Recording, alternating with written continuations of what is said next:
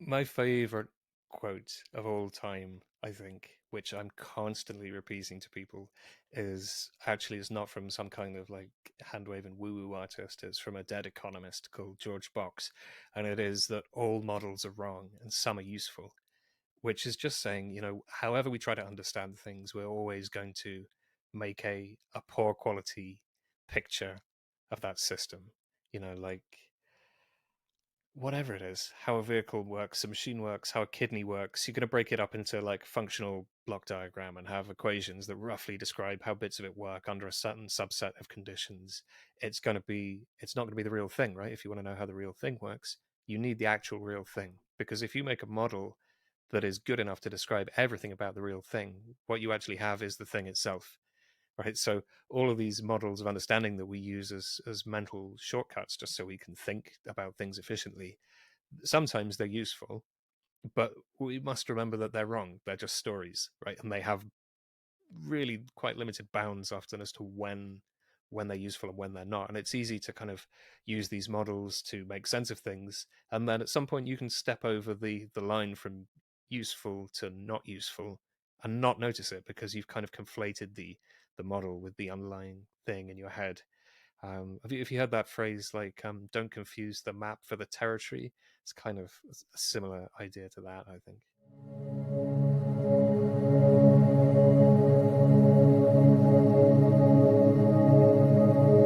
Welcome to the Rational Mystic Podcast.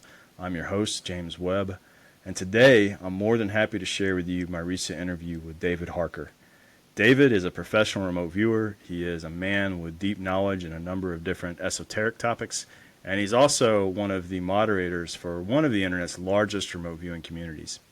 And in addition to those qualifications, David has a master's degree in archaeology, a master's degree in information technology, and years of professional experience as a software architect and software developer. And in this set of conversation, David dives deep with us into some topics like metaphysics and the tendency for humans to create knowledge systems around numinous experiences, how that can be good, and also some challenges that can emerge with that. He shares some ideas about the historical lineage that could have informed remote viewing and confined or constrained it in some ways based on its inheritance from other systems. And he also talks about his own personal reflections on dealing with sort of the epistemic shock that can emerge from dealing with precognition and numinous experiences at the edge often of the human experiential bandwidth. So I really enjoyed these conversations. David is someone I met 2 years ago and was so open and willing to talk to a stranger about precognition and some of the experiences that can come up when you're dealing with that. And I think that spirit that he always comes forward with of helping others and sharing knowledge is really captured in this interview very well. So I hope you all really enjoy this conversation with David as much as I did speaking to him.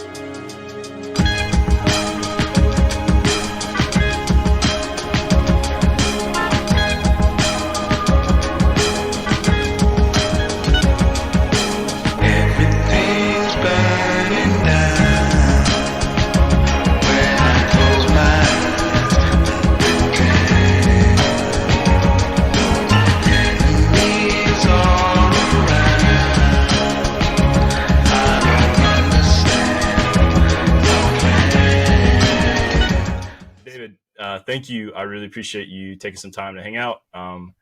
You and I met through some of the remote viewing communities and the Discord community there, and just have to say, I've always enjoyed your wisdom and conversation. So I appreciate you spending some time to come on and talk about remote viewing and woo and a lot of other really fun topics. So yeah, thanks. I'm really looking forward to it. There's certainly a lot of weird stuff to discuss. So in that same topic of the plethora of weird, if anyone's ever watched any episode of this podcast, but I'm always fascinated by how people even found themselves involved with any of this. And I know from a little bit of our conversation, looking at your bio, your education, I think, has been in archaeology. You have a master's degree as well. I can't tell if that's in archaeology or in IT, but some advanced degrees, and I think you were working both. There you go. Impressive. And also that you worked for some time as a software engineer, so you have a very technical background that you're coming from. So I'm just curious, like, how did you come from like software engineer to like remote viewer, professional remote viewer? I would say occultist. I don't know if you would agree with that term, but someone who's very knowledgeable and studies some of these less than common topics. Yeah, well, I mean, the occult is just the hidden or the subjective, right? So I don't think I could deny that one. So yeah, how did I get here? Because five, 6 years ago, I was like a staunch materialist. I didn't exactly think this stuff rationally was dumb or wrong or something. I was just like, well, that sounds impossible, and I know it's easy for people to delude themselves. Therefore, that's probably what's going on. But I didn't even look at it. It was just completely not part of my world. Um, then I had like I can't put it into words what it was because I don't know. It was like a very subjective, really weird experience where I had some kind of like spiritual non-dual awakening thing that took like 1 second. But I was laying in bed one night and I had like three totally mundane questions about like where to invest my money and understanding geopolitics and like just boring stuff that you think about when you're trying to sleep, and then you don't get to sleep. And I came to the realization that all my models of the world were like wrong, that I couldn't make any testable prediction. I just didn't. All the stuff that I thought I understood, I didn't understand. And there was this kind of moment where I just completely surrendered, if you like, or I just accepted. I don't have a fucking clue what's going on. I've made a major omission in what I've studied. I've missed something. Like I knew I missed something, but not what it was. I was just like, this is junk. I got to throw this out and start again. And I think in that moment of surrender, so I don't know if you can do like Zen koans, those crazy making puzzles that don't make any sense, that they're supposed to drive your intellect into submission because it tries and tries and tries and tries to solve it and it just can't. And eventually it's just like, I quit, and then you get awareness beyond that isn't filtered by the. And I think that may be accidentally what I did, or not what I did, but what happened. But yeah, it was like a switch flipped in my head. Um, Nothing really happened. I didn't have like trumpets, choirs from heaven, or flashing lights or anything. Just something about my perception was different. I mean, everything kind of looked the same as well. So this sounds really dumb to say. Everything changed, but I couldn't really tell anything that had changed looking around me. But I knew that I couldn't ignore this for whatever reason. I knew I was going to have to address this. And there's no going back. Some cat was out of a bag and it wasn't going back in. But that was like 11:30 at night on Christmas Eve, and I had like dinner for 8 people to cook the next day. So I was like, we're gonna have to just put this on the back burner for a little It's while really and inconvenient go timing and be for normal. some. Yeah, I know, right? Yeah, and I'm there like, yeah, don't burn the turkey. Um, so yeah, So then I'm in this position of just like, I know I've missed something. I've missed a huge trick, but I have no idea what it is. So I'm going to systematically go through every kind of weird corner of the internet, every conspiracy theory and weird thing, and I'm just going to look for something I can test, like objectively. That I don't have to pay $600 for a seminar, or buy a magic brainwave helmet, or go on a retreat, or now like you're take making these fun of me a little bit. supplements. Yeah, But I was just like, there must be something I can test in my own direct personal experience and I don't know why I decided that. I don't know how I knew that. Maybe that was intuition or something else guiding that thought process there. So YouTube kept recommending me like Russell Targ's banned TED Talk that wasn't really banned. And I was like, nah, that sounds boring. And eventually I'd run out of weird conspiracy theory videos to watch. And I was like, well, go on, I'll give it a go. And I'm like, the fuck? Really? That sounds impossible. I don't believe that. So I just Googled like remote viewing targets and I was like, right, I'm just going to try it. I'm going to be empirical about this. I'm going to be radically empirical and put aside the fact that I think this is dumb because I know I don't understand anything. I know I'm wrong. So I need to do experiments to find where I'm going to go next. So I'm like, fine, let's just try it. So I got myself a blind target off Daz Smith's website, it turned out. And I got a post-it note and I was like, okay, let's do this. Wrote the number down, scribbled a few lines, And I was like there, and I was feeling pleased with myself already, because I'm like, look, there's no way this is going to match the target, because this is dumb, and I'm so clever for knowing it's dumb. And then I opened it up, and I'd like drawn it, and I'm like, oh shit, you know, whoa. And then, It's like the kind of movie where like all the walls like zoom out. yeah, the dolly zoom. Just strange out of his body. Yeah, it was a bit like that. But I was still convincing myself, you know, like, well, that's just chance. That's, you know, I couldn't really believe it. But at the same time, I became kind of obsessed with it, because I was like, I have to prove to myself that this is either real or not real. And I think I did like 50 targets before I was really like, this is real. You know, it took that long for the materialist reductionist in me to die. Yeah, that's no small thing. Like, you really resisted it then. Like, you were looking for any possible door you could go through that wasn't true. Sounds like. Yeah, but I was still, you know, I was like, well, it keeps looking true. I'm going to keep doing it and hope that it stops looking true, and it didn't. You know, and then eventually you just like, this is real, isn't it?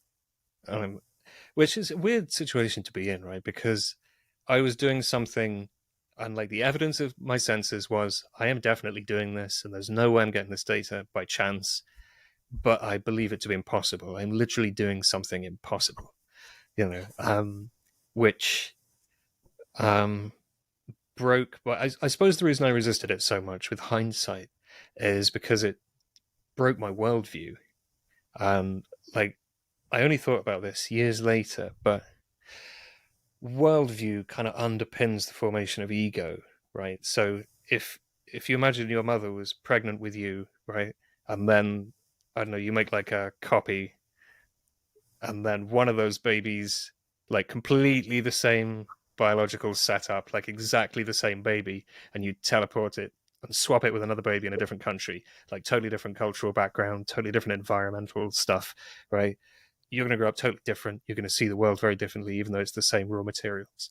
And like, obviously a lot is baked in, but if one copy of you gets dumped in a isolated tribal society in the jungle somewhere, your worldview and the symbols that you use and the way you understand how nature works is just going to be like wildly different, right? And then ego, or the sense of self, is constructed on top of that, right? Because it's a reaction to what you see around you, right? It's how you interact with other people. It's how you see yourself. You know, if you're in the jungle and you're like, oh, we got the tree spirits and those tiger things that eat you, and the tasty spiders and the poisonous spiders, and the other people in my tribe, and the leader of the tribe and the other tribe over there who we kind of don't like, and the fish in the, you know, you got all this stuff, and you relate to all of that stuff yourself, right? So the self is built on top of the worldview. So if you break the worldview, like if you take one card out of the bottom of the house of cards, so the whole fucking thing collapses, you destroy the sense of self, right? Which is ego, its job is survival.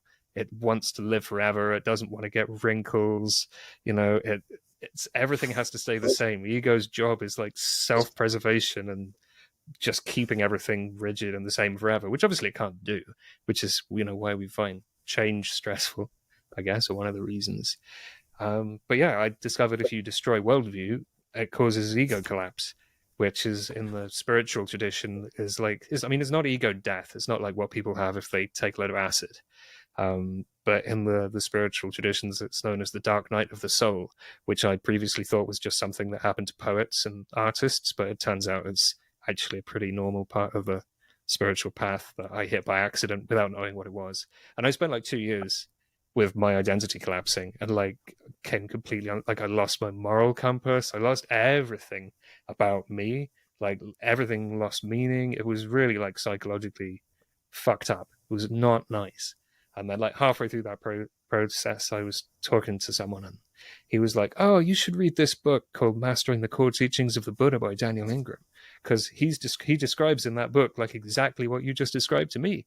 And I read it, and I'm like, he's right. This is exactly what I'm going through. What the hell is all this? Yeah, I love it. It's a great book. So nerdy. And then, so yeah, I read that, and then it's like, yeah, well, at this stage you can kind of do some exercise, but it's going to suck. And then you go on the next stage, and it's like, do some meditation. I mean, it's going to suck in a different way, But like you just have to wait it out. Like the only way you can accelerate that process is to accept it and to allow all that stuff to die. And like all this trauma bubbles up to the surface. Like it's like you kind of pull the plug out, and all of this crap that was in your sense of self is just like, and up it comes, and you're just there like going through all this emotional torment for no reason. Anyway, it sucked really hard. It was really unpleasant.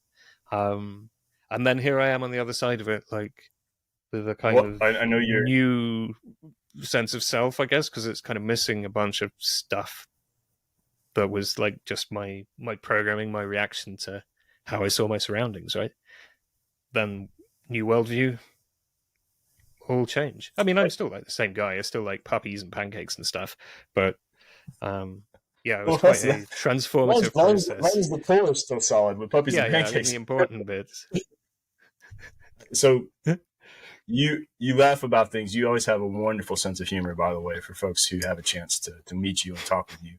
You are really, truly you just bring a lot of mirth to some topics. But I know you're talking about something that we talk about it and you kind of laugh about it, but you're really that total collapse that you're describing. I mean, you're talking about something like trying to find the bottom of the void. And if I'm tracking you correctly, sounds like you're really talking about ego in this contextualization of the entire environment it's in. It had those associations to it for you. So it sounds like you laid down to go to bed that one night, and whatever culmination that had been working on you before, that chain reaction plus RV. You know, we're really selling remote viewing, by the way, to tell people this story. Well, I don't know that it was RV that did it, because I was trying like every crazy spiritual practice I could find, all these different meditations, and I was having weird stuff happen. Like I had like this I wish I could reproduce it because it'd be great. I had this like psychic spine straightening, I think they call it, where my neck was just like, and it totally, I was like sitting down and meditating, and it was like somebody grabbed my head and just pulled up, and my spine was just like, and then like, and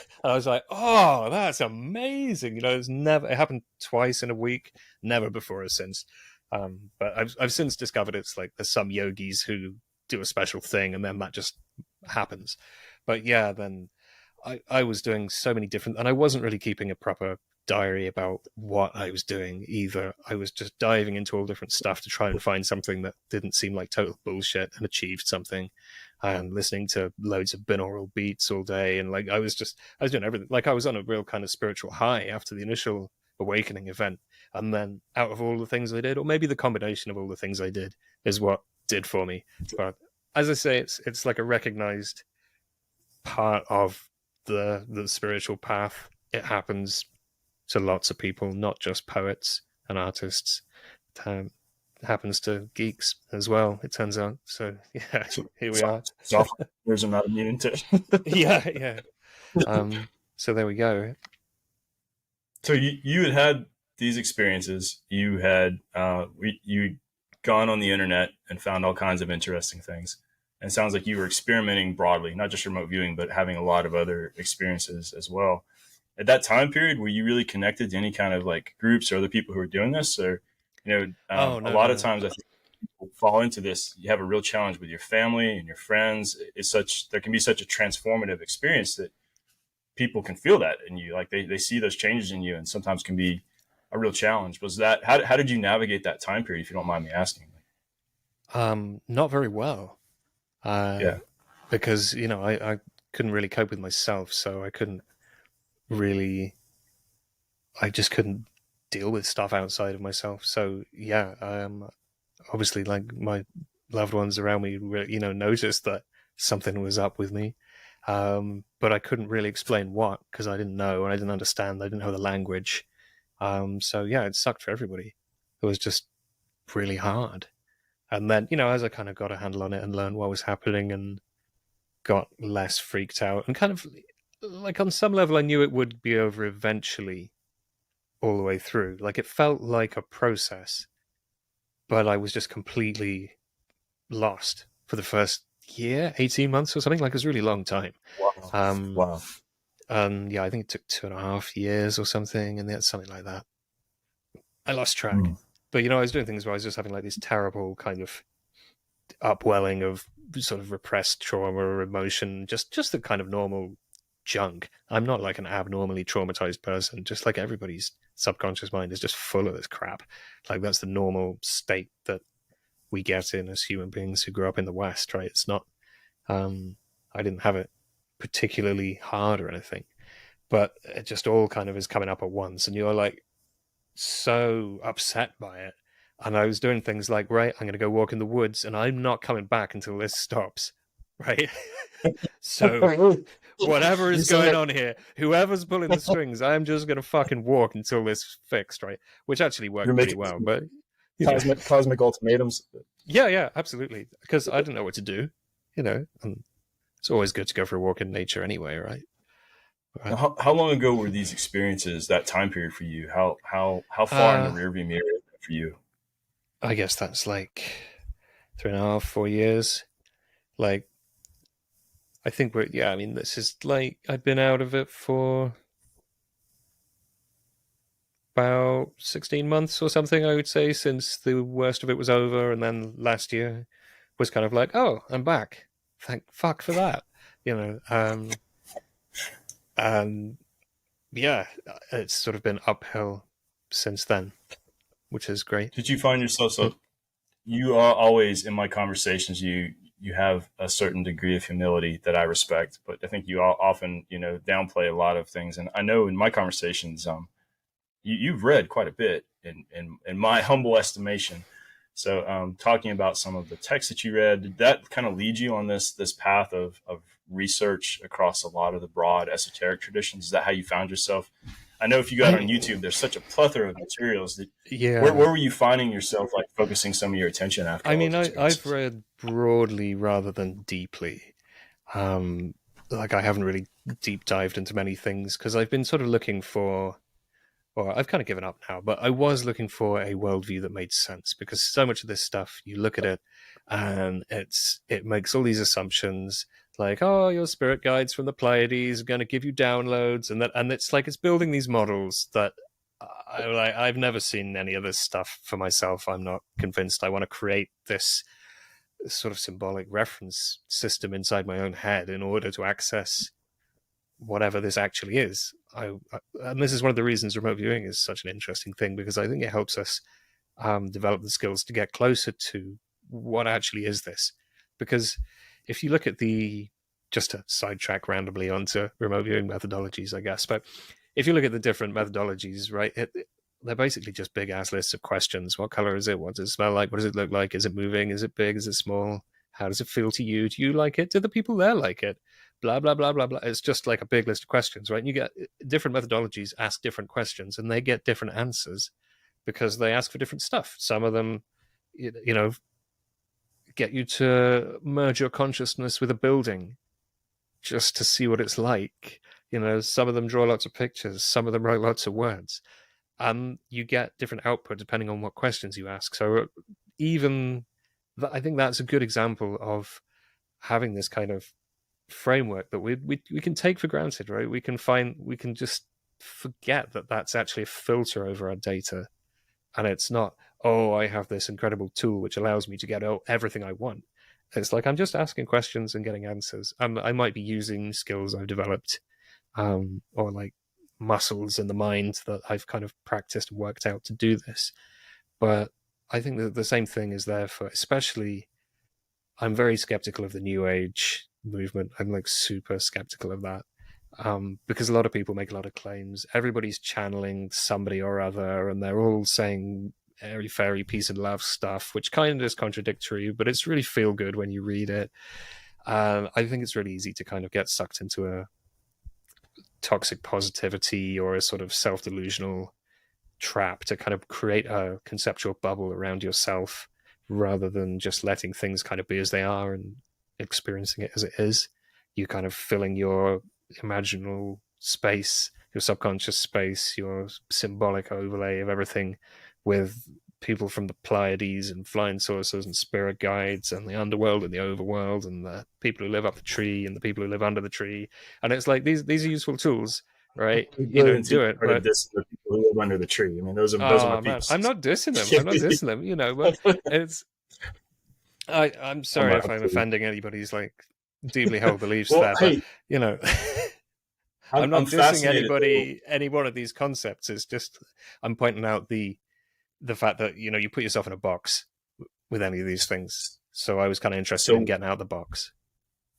I'm fascinated by your perspective on that for a few reasons. Because I didn't mention at the onset, but like as you and I were talking before we started recording, like you're one of the moderators on a Discord group for remote viewing. It's a really big group. There's a lot of people there, and it seems like you have this influx of people periodically. Like the wave comes and all these people show up, you know. But Yeah. more often than not, you talked about that experience that you went through, like where all the walls got blown away, the floor went away. Like you're just trying to figure out where you were. And if you don't mind me sharing, like when this happened to me with remote viewing, and I came in, like the several people on that group, yourself included, you guys are almost like a little bit of like counselors, you know, honestly, like whether you're trained in it or not, you actually have the now experiences you mention it, I remember. But I was like, the Yeah, fuck is he talking about? Well, I mean, it happens a lot. It happens a lot, though, But yeah, I remember we had like a super long conversation about all this crazy stuff. It seems like most of us, when we first get into this, like the first thing that's really funny is like, I'm going to solve this. I'm going to solve this in like the first week. You know, I'm into it. I'm going to figure it out. No one else has done it before. But the other one is, I think like naturally we start going like, how does this even work? Like we don't have a theory of psi that really is we can come at yet. And I think oftentimes and correct me if I'm wrong, but I think a lot of times when I hear, they talk about the Buddha with metaphysics, they talked, all these big questions for the Buddha, and the Buddha was silent a lot of things. He wouldn't get into these big metaphysical discussions. And whenever I have interacted with you in the past and we talked about like, how does this stuff work? I kind of get this feeling from you, like that those kind of endeavors to have that metaphysical framework, not that they're a waste of time, maybe there's some necessity to it, but does it really have the utility to us that we think it does? How do you approach that, David, when you look at that desire to build? My favorite quote of all time, I think, which I'm constantly repeating to people, is not from some kind of like hand-waving woo-woo artist. It's from a dead economist called George Box, and it is that all models are wrong and some are useful, which is just saying, however we try to understand things, we're always going to make a poor quality picture of that system. Like whatever it is, how a vehicle works, a machine works, how a kidney works, you're going to break it up into like functional block diagram and have equations that roughly describe how bits of it work under a certain subset of conditions. It's not going to be the real thing, right? If you want to know how the real thing works, you need the actual real thing. Because if you make a model that is good enough to describe everything about the real thing, what you actually have is the thing itself. Right, so all of these models of understanding that we use as mental shortcuts just so we can think about things efficiently, sometimes they're useful, but we must remember that they're wrong. They're just stories, right? And they have really quite limited bounds often as to when they're useful and when they're not. And it's easy to kind of use these models to make sense of things, and then at some point you can step over the line from useful to not useful and not notice it because you've kind of conflated the model with the underlying thing in your head. Have you heard that phrase, like, don't confuse the map for the territory? It's kind of a similar idea to that, I think. And do you think that there's some dangerous roads when it comes to like, not all metaphysical systems are exactly the same? Like what's interesting to me is like, if you ask some questions and you articulate them in certain ways, you get answers back.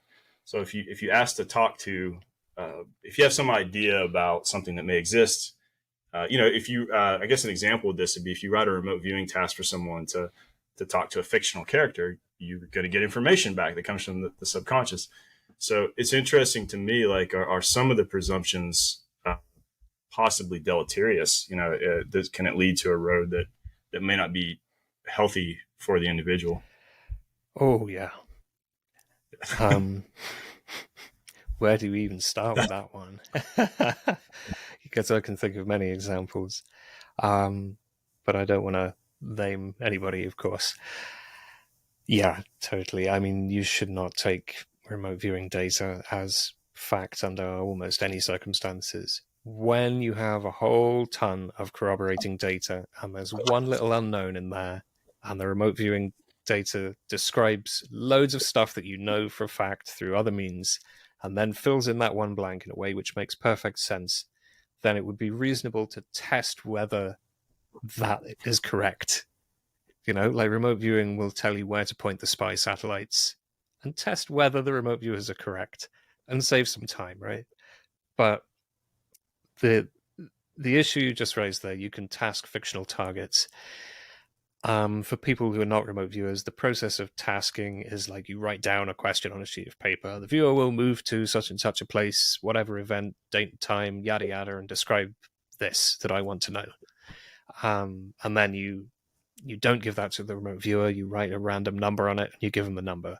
And this all works by magic, right? It works, or it works by intent if you prefer that word, right? But you don't do anything when you write the tasking. You just write your question down. You're not there like meditating, or you don't write it in blood with a quill pen or something. I just type it in and like save as a PDF and use a random number generator to make the numbers. It's completely just, it doesn't feel like a magical act or some kind of psychic thing that you're doing. You're just like making a PDF. Barely even think about it. So I think we should stop and think, how does that work, right? How does the remote viewer then come and describe what's in my PDF? Because they do, right? We can prove time and time again that they do. But I don't think they're going to go on my computer hard disk and open up the file and read it and then go on like psychic Wikipedia and look at, it's got to be my intent, right? Because you can task remote viewing targets without writing it down. You can task remote viewing targets without ever speaking it out loud.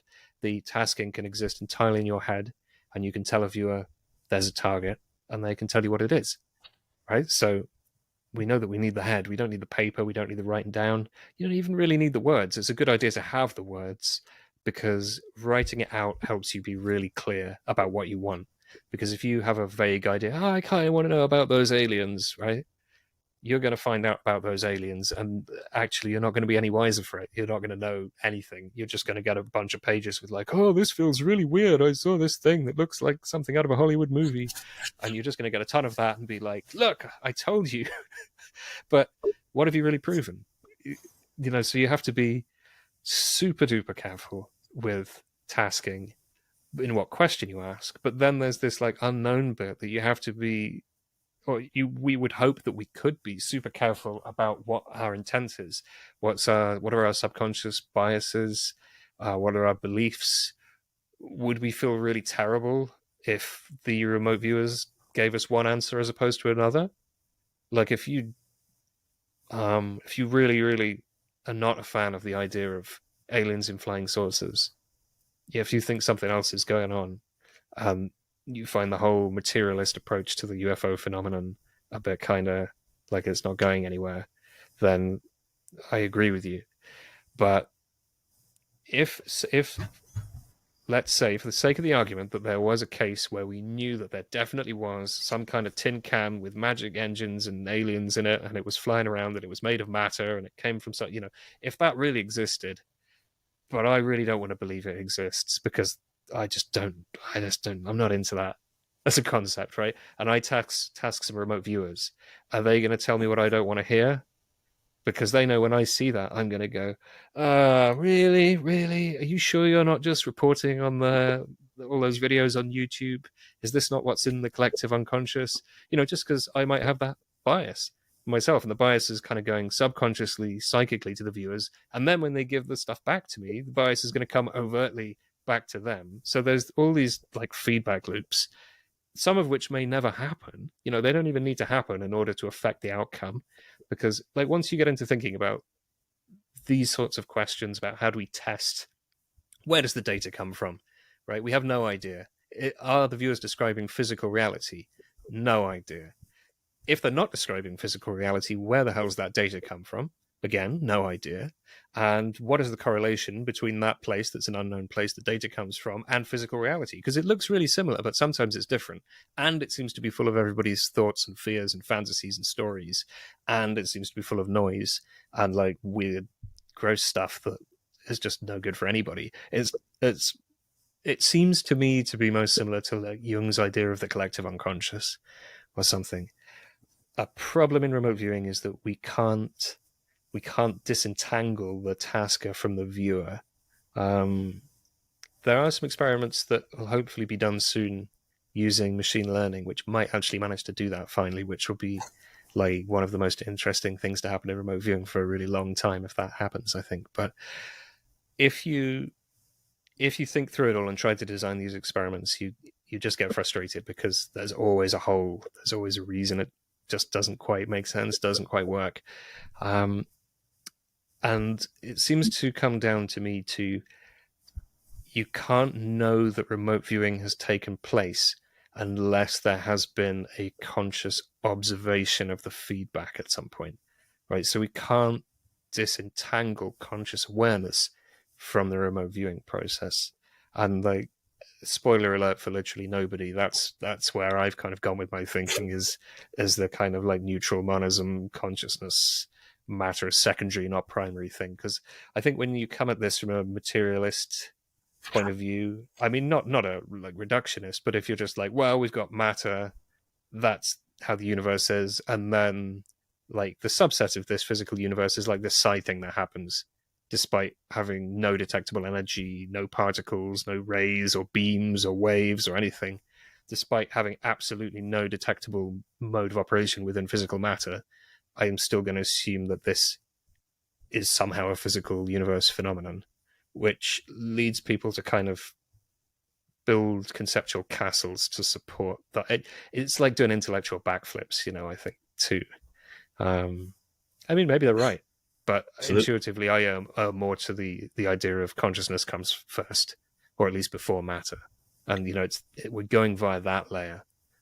We're going out of the physical, because, like, our consciousness is just part of the consciousness, right?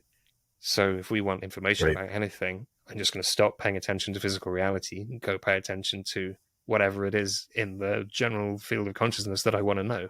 How does that field of consciousness relate to the physical world? I don't know, and I wouldn't even want to speculate. And like, also, do we even know that it only relates one way? Like, if you've got the many universes idea, in all these quantum physics experiments, you have like, oh, Alice is in one hermetically sealed laboratory and Bob is in another, and there is no information flow in or out of either one. If you actually could ever create that situation, would those two people be in subjectively like different universes?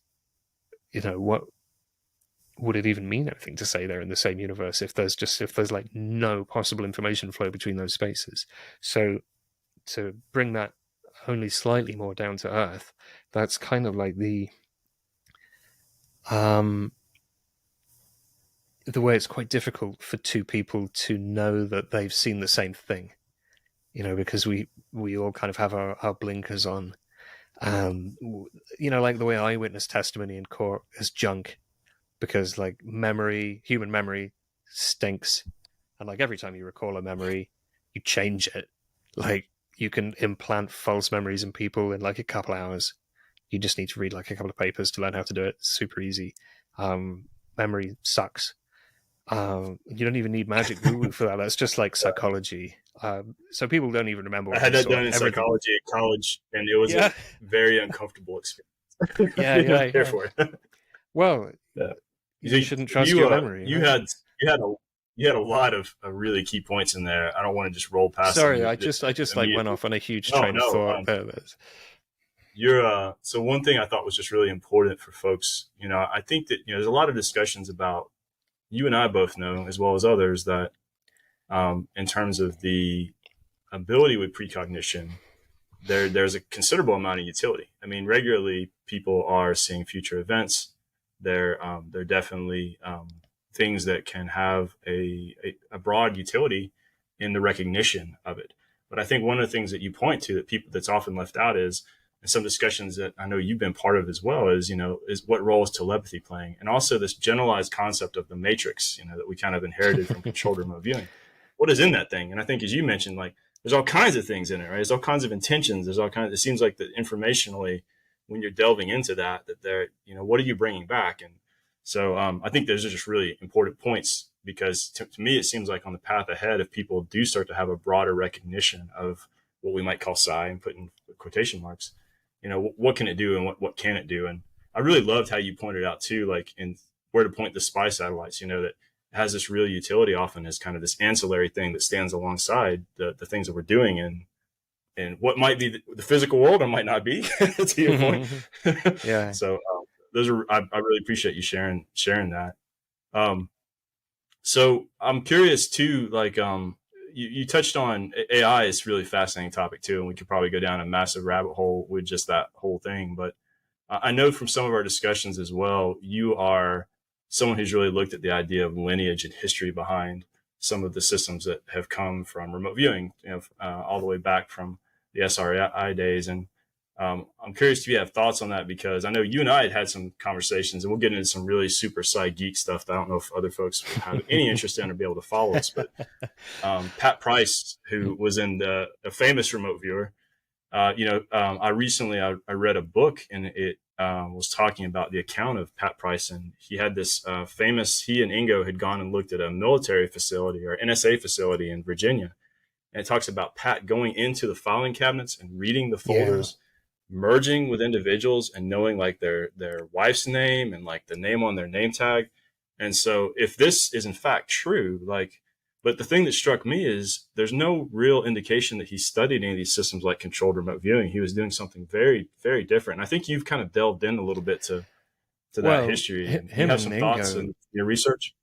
Him and Ingo were both really seeing things. They were bilocating to the target, to abuse that term.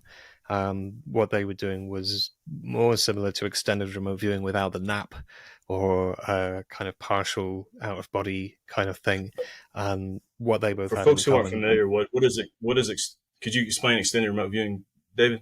Oh, I'm sorry. Yeah, extended remote viewing is done in a trance. So you do a cool down for like 25 minutes or something, where you kind of just relax every muscle in your body a lot, and then go through visualizations to kind of get yourself to the target. And the visuals can be really, really accurate and high fidelity there. I mean, when you do that, you very often see things well enough that you can just recognize them and name them. You can go, oh yeah, that's one of these. Whereas if you're doing CRV, you're like 10 pages in and you're like, oh, it's spiky and it has round things and some of it is red and blah, blah. And ERV, you're like, that's a fairground carriage ride in water. There you go. That's my page of data. That's it. So you don't go through all the preliminaries, because it's like, I'm not a big fan of this metaphor that we've got from CRV of opening the aperture. I mean, I feel like maybe it's pointing at something useful, but the idea that you have to do an ideogram and then tell me what color it is, and if you don't do that, your aperture isn't open and you can't get visuals or do any advanced stuff, is not true. And I've done it a lot, where I've scribbled an ideogram, not bothered to decode it, and then jumped straight to stage 6, got the relevant data, and then that's my session. And it works just as well as, in fact, it may even work better than doing all the preliminaries, because you're not tired and bored and pissed off by the time you get to the end of it. So you certainly don't need to go through. I think that's a bit of dogma that we could do away with, but we got to remember the military remote viewing, the civilian military remote viewing crossover project thing. That whole thing, there's a lot of dogma and a lot of jargon and a lot of ideas which have come out which to me increasingly seem to be more like people making up sciencey sounding stuff so that they don't freak people out by saying the word psychic, and so they get their funding renewed every year. Like the Matrix. The fuck is that? What is the Matrix? Like, it's just made up, right? We don't know there's a Matrix. We have no idea what's going on, right? It's a model. Is it a useful model? Yeah, sometimes, but it's not like really there. We don't even know we're really here. I mean, hopefully we are.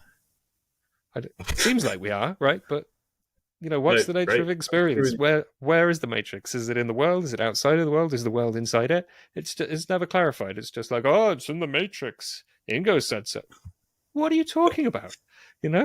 So we have a lot of this stuff that I don't know. I don't put too much truck in. Like, it works as a training system and all that, but yeah, you start talking about the Matrix and the aperture and stuff. It is kind of interesting, though, if you look at that. I guess the idea of trying to create a system that Ingo and others would sell to have people develop some kind of consistent methodology. But on the flip side of that, it's not clear that Ingo or any of those people were doing that. Like the No, people they who, weren't doing it. that those, and to your point too, I mean, it always really struck me that our ideas of our limits become the limits, right? So that dogmaticism or that idea about structure that we're handed, if we're not very careful with that, we may miss opportunities to refine the entire thing. You seem to really come at things with a spirit. I just have to say, like, you always seem to be trying to be very creative with remote viewing. I'll put it in quotation marks, but like the entire using methodologies and all and how you approach them. So do you have some thoughts to share about it? Because I think I think the way you come at things is not, I enjoy it because it seems to me like if you look at people who even tried to come up with these systems, these are the ways they were thinking. They were trying to discover, the ideogram seems very innovative to me. Yeah. But are we great. still doing that? Are we still, and you seem like you have done a lot of experiments in groups that you're in to really try to figure out like, what else can we do and how do we approach things? Yeah, I think it's more like, what can we not do, right? What can we throw away? What rules can we break? What dogma is actually a lie? How much of this stuff do we want to keep? Because CRV and all the CRV derivatives, like CRV was invented to take soldiers who were relatively normal people and turn them into operational psychics in a repeatable, low-risk way, right? It wasn't there to make them the best psychics. It's a training system. And, Ingo, I think, was not the easiest person to work with. And possibly had lost patience, or maybe, I don't think he would have chosen to learn CRV. I think the limitations of that project, my hunch is the scope of that project meant he couldn't really take things as far as he would have been able to if they'd been like, here's a blank check, make me some psychics. He could have done something much more impressive. But it wasn't that. It was inside all of these rules and limits and funding and committees and reports and, which you got to do. It's understandable why that stuff's there. The government is not going to cut you a blank check and tell you, make me some psychics, right? But if they had done that, Ingo would have made more pat prices. He wouldn't have made CRV, right? And I think what he would have probably done is what he learned in Scientology, which is why he could externalize his awareness super easily, and so could Pat Price. They were both Scientologists. And I think Scientology, I'm not like super big on the history of Scientology, but I understand that at some point there was kind of a big change, and what was being taught very much changed. And certainly in the earlier days, they had very useful, what you'd call spiritual technology, which had come from other places, for sure. Hubbard, well, we cover that a bit later, right? But they had a grab bag of great spiritual technology, and they were teaching it. And it was only later that it got the problems which we all kind of like know it for today. And that may have involved the CIA and the change of leadership and all sorts of crazy, wild things. It's amazing how much Scientology crops up in strange places when you're researching these kinds of topics, isn't it? It's like, why is it always you guys? What? It's the CIA I can remember and the Scientologists.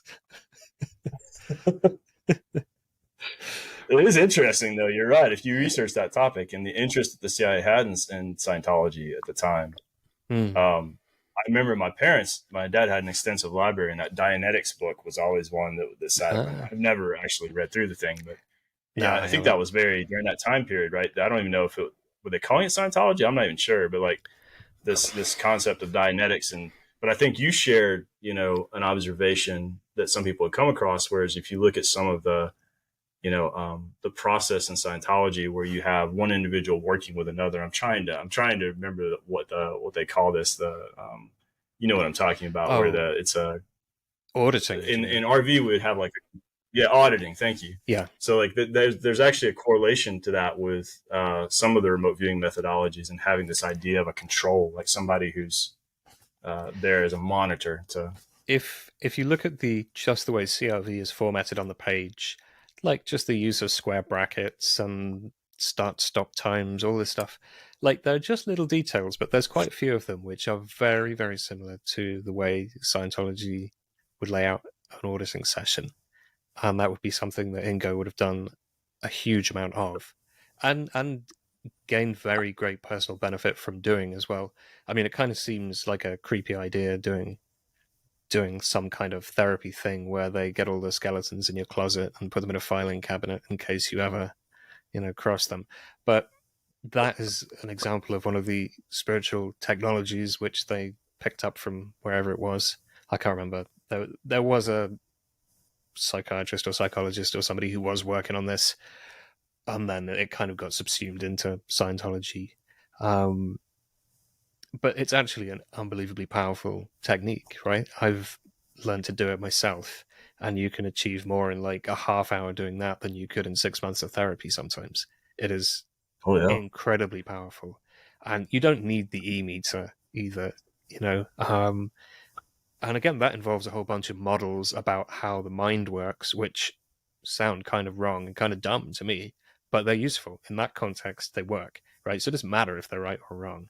I happen to think they're probably not very right, but I don't care at all, because if you apply those models in the context of that tool, you can dig trauma and repressed memories and repressed feelings and all sorts of junk and crap out of your subconscious. It's like draining a cyst or something. You can just like smash through this stuff quite intensively and just be free of it. And it is absolutely incredible what a difference that makes to you, because a lot of this stuff is about beliefs that you've internalized, about what you can't do, about who you are or who you're not, which is why they were doing it. But you want to become aware of those, deprogram the ones that are getting in your way. Like everybody knows somebody who's always late, right? And whatever they do, they're always late, right? I don't know what percentage of the time, if that person did a clearing session, which is kind of a secular, de-Scientologized version of that process that isn't creepy, is just therapeutic, you would find, I am always late. I'm never on time. There's never enough time. You'd find some core belief in there. It would be based on some dumbass childhood memory, which wasn't a big deal, but it gets kind of repressed and squished down into the subconscious mind. And then it just sits there and screws your life up. Like there's this brilliant quote from Jung that is something like, until you make the unconscious conscious, it will direct your life and you'll call it fate, right? This is exactly what Scientology's auditing thing is doing. Ingo even credited that process in print for what he achieved with remote viewing as well. He said, I could actually find it because it's only like one sentence long. Let me just dig it out of my notes. It's always funny to me, you talk about people being late. It's interesting when you have the friend who's always late by the exact same amount of time. So you can just go ahead and yeah, you could have just it's like, couldn't you, right? Yeah, I know that 25 minutes to that. Yeah, at least they're consistent. Yes, So absolutely. this is Ingo being interviewed by Advance, which may be actually a Scientology magazine. I don't know, some magazine. And they ask, how would you describe the abilities in Scientology terms which you've had occasion to publicly demonstrate? And he says, thetan interaction with matter, energy, space, and time, bypassing the body. I have no idea what that means. But then they say, how did these abilities develop with relationship to your auditing on the OT levels? They are solely the result of auditing, not particularly even the OT levels. So what he's saying is all the benefit he got was from basically doing supercharged therapy.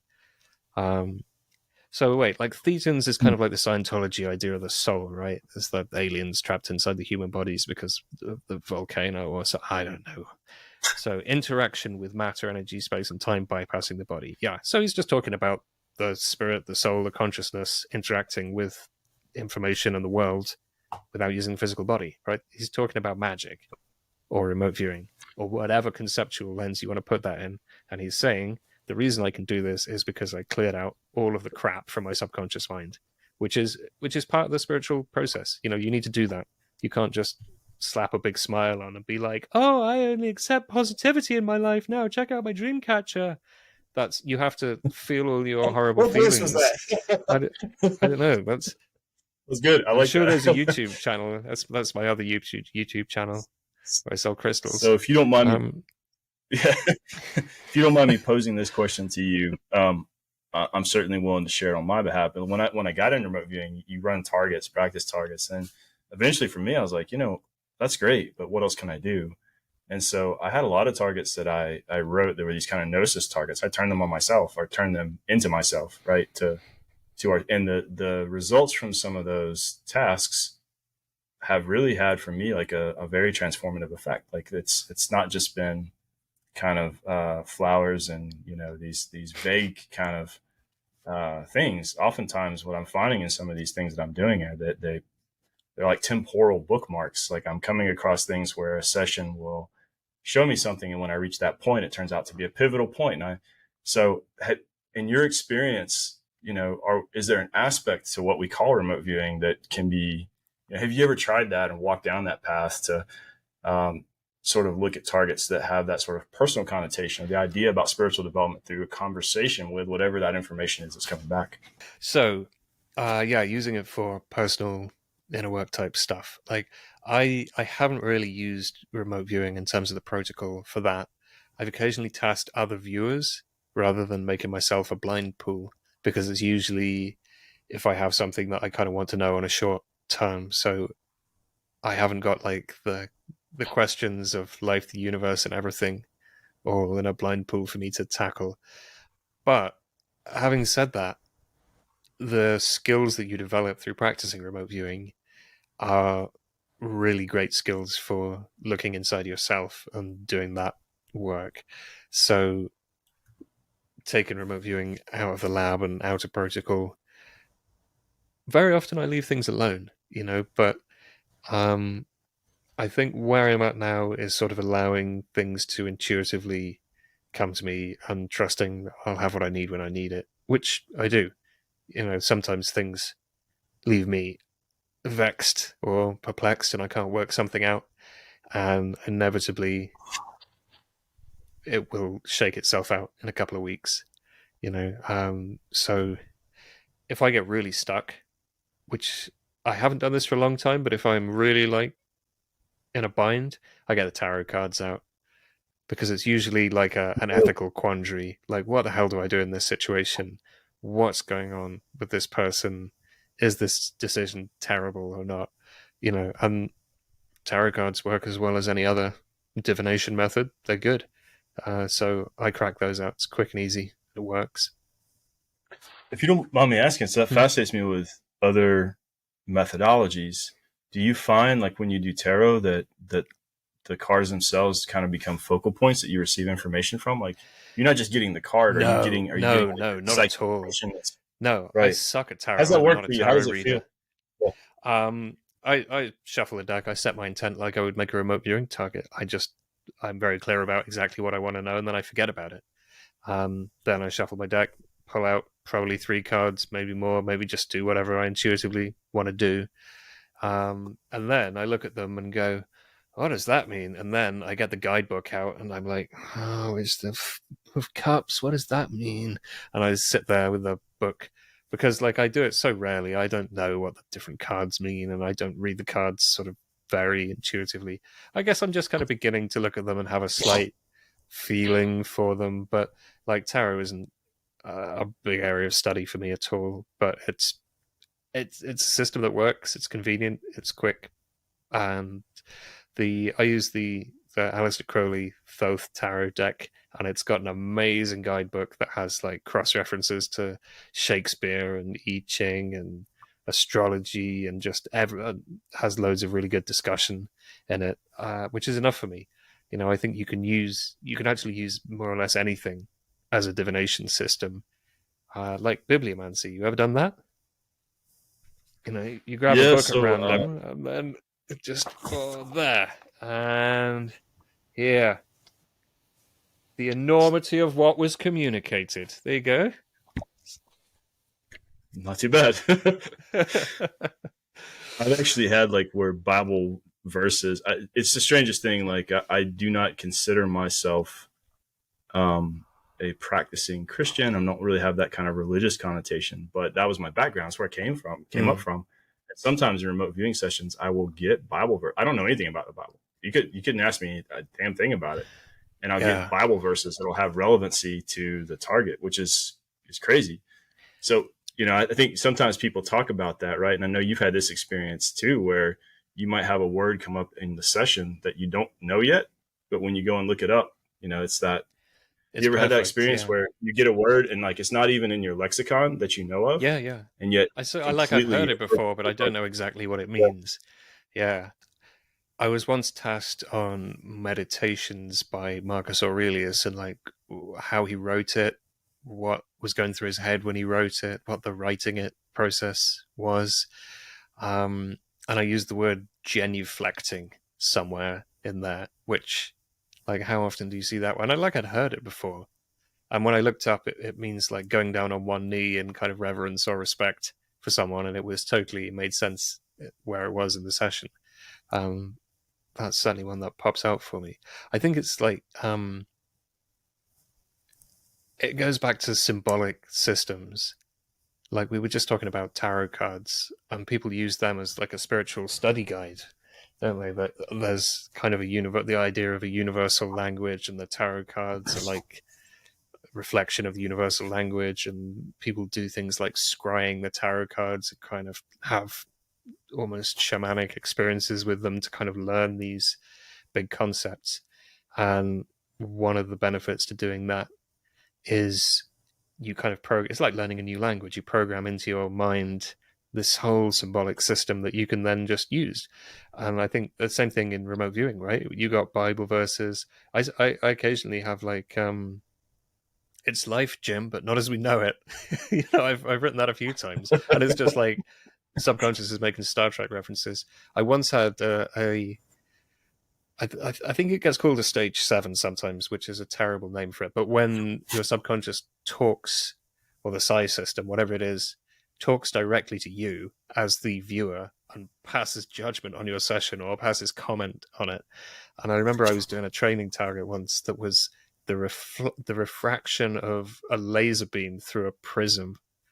And it was like the tasking was actually like just a picture of this laser, but and it's like describe how light bent in this. And I was obviously making a total hash up of it. And I was kind of halfway down a page of stage 4, and I just got this sort of like, whoa, you are doing such a bad job of explaining this, man. You are never going to get what this is. You are screwing this up so badly. And I'm pretty sure it actually had a facepalm emoji, like an emoji came through as, because that's just like the symbol that I would use, right? And have used such a lot. Especially as a That's software highly engineer, you useful if your use that one a subconscious will lot, tell right? you. Yeah, it doesn't Yeah. usually. It's highly unusual that it actually interjects. Usually, it stays out of the way and lets me cock things up on my own. But very occasionally, it pipes up and goes, notice there's anything like particularly positive, I guess. Maybe it does. But I remember I was practicing, like not completely merging with other people's consciousness, but just kind of like quickly dialing people up. And I was just driving down the road, and every car that came past, I was just like connecting with the driver of it just to see what it felt like.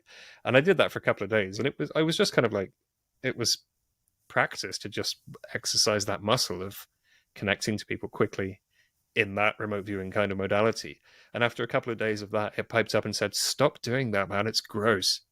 So I Wow. did. I was just like, all right, I will. I didn't realize it was that gross, but I can see that angle on it. But yeah, usually that doesn't happen. So if you don't mind me asking this, because I think you would share some things with me and others just about, but I know for you, I think, outside of remote viewing, like you just use psychic functioning in a lot of different ways, right? So, I mean, there's this remote viewing thing that we can go off and do, but I remember you shared one time, like that maybe just perhaps that there might be some like, video game successes or other recreational activities. Where, is that true that you actually, that you utilize that ability to? I play Counter-Strike, but since I had kids, I only ever play deathmatch because it's just like if I've got 5 minutes to kill, it's just like an activity that I don't care about, that I can quit out of the game, and it's not going to piss off everyone I was playing with, so it's scalable, little bit of time filling activity. And I got accused of cheating twice today by 2 different people back to back. And I didn't say, like I'm actually a psychic, that's why I'm good. because I'm not very good at playing the game. You know, I don't have very good hand-eye coordination, but it's like I know, and I use it as practice, and it's actually great practice. I would even recommend that people do this, especially if you play like a fast-paced, anything fast-paced where you've got unknown stuff coming up in the future that's relatively, I mean, you could even do it with Tetris, I guess, but that's more forced choice because there's only 5 things there's going to be, right? How many tiles there are. But with something that's more of an open world thing, it becomes more free response, right? So I'm playing this game and I'm looking at where is my next, you know, who's going to jump me? Where's the next fight going to be? Where's the next engagement going to be? So I'm ready when, you know, I'm not always right, but it's great practice because you get that rapid feedback that's like, I can make a prediction and get feedback within like 10 seconds, 20 seconds. The more I do it, the better I get. I've seen people talk about like a challenge methodology that, so I got in this habit myself. Like I'm going into a store, like I'm going to the coffee shop, I'll try to envision what the person is going to be before I get there. But I think you're doing things like this, right? Because I think you shared once too, like you were doing things like coming up on curbs and like seeing cars before they, you know, you were getting good visuals off like vehicles that would appear before. So are you like, do you do that? Are you coming up with other games that you play during the day just to make sure you're activating that psychic faculty? Yeah, I mean, driving's a great one, especially around where I live. Like it's the country, so we have lots of windy roads and blind corners and stuff. So you actually can't see very far down the road, and it's good to know. Like I don't drive unsafely assuming I'm right, because I'm not always right. But it's fun to be like, when am I going to meet the next vehicle? Is it going the same way as me? Is it coming the other way? What does it look like? Is it big, small, fast, stationary, color, that kind of stuff. And I've been kind of trying to construct like because it's not particularly distracting, but it seems like more distracting than you'd want it to be when you're driving, to be slightly bilocating down the road, right? And it's not like my awareness is impaired, but you don't really want to be concentrating on anything other than driving, right? It's just kind of listening to something really interesting on the radio would distract you a bit, or a conversation with a passenger would distract you a bit, and then you get to a complicated junction and you tell them, shut up, right? I need all my attention. So I've been trying to kind of automate the process by building something a bit like a heads-up display, by just kind of practicing visualizing it. So I kind of have like 2 boxes, one for my lane, one for the oncoming lane, and a sort of wavy go arrow motion thing, which I'm trying to train my mind to just like render that as like a HUD, with limited success, because it doesn't kind of show up automatically yet. But then amazing. I can kind of see like a warning flag into the lane. A psychic safety system for driving. Yeah. That's incredible. I had that today. I was going along a road that's got like loads, it's straight, but it has loads of little hills in it. So you can only see like each chunk at a time. But I've been going along it and going up and down. So I knew nobody was in front of me. And I'm about to go over one of these humps. And I'm like, oh yeah, I should practice that. I'll look, because it's a blind summit. There could be a horse the other side of it. There could be any crazy shit. It's country. So I was like, oh, I'll practice that. I do slow down anyway. I just want to reiterate to everybody, this is not an excuse to drive like an idiot. Like I drive as if I'm not a psychic. I'm just practicing the skills while I do it. So I do that and get my little HUD with my 2 boxes, and it's like there's a vehicle on my side of the road, and that's really weird because there's no turning. It couldn't come on, and I'm sure I would have seen somebody as I've been coming along. And then I went over the hump, and there was a tractor parked just off the road on my side in a lay-by that was just parked. The guy was just getting into it. So there was a vehicle on my side of the road, kind of. I mean, he wasn't in my way, but he was like right next to my lane.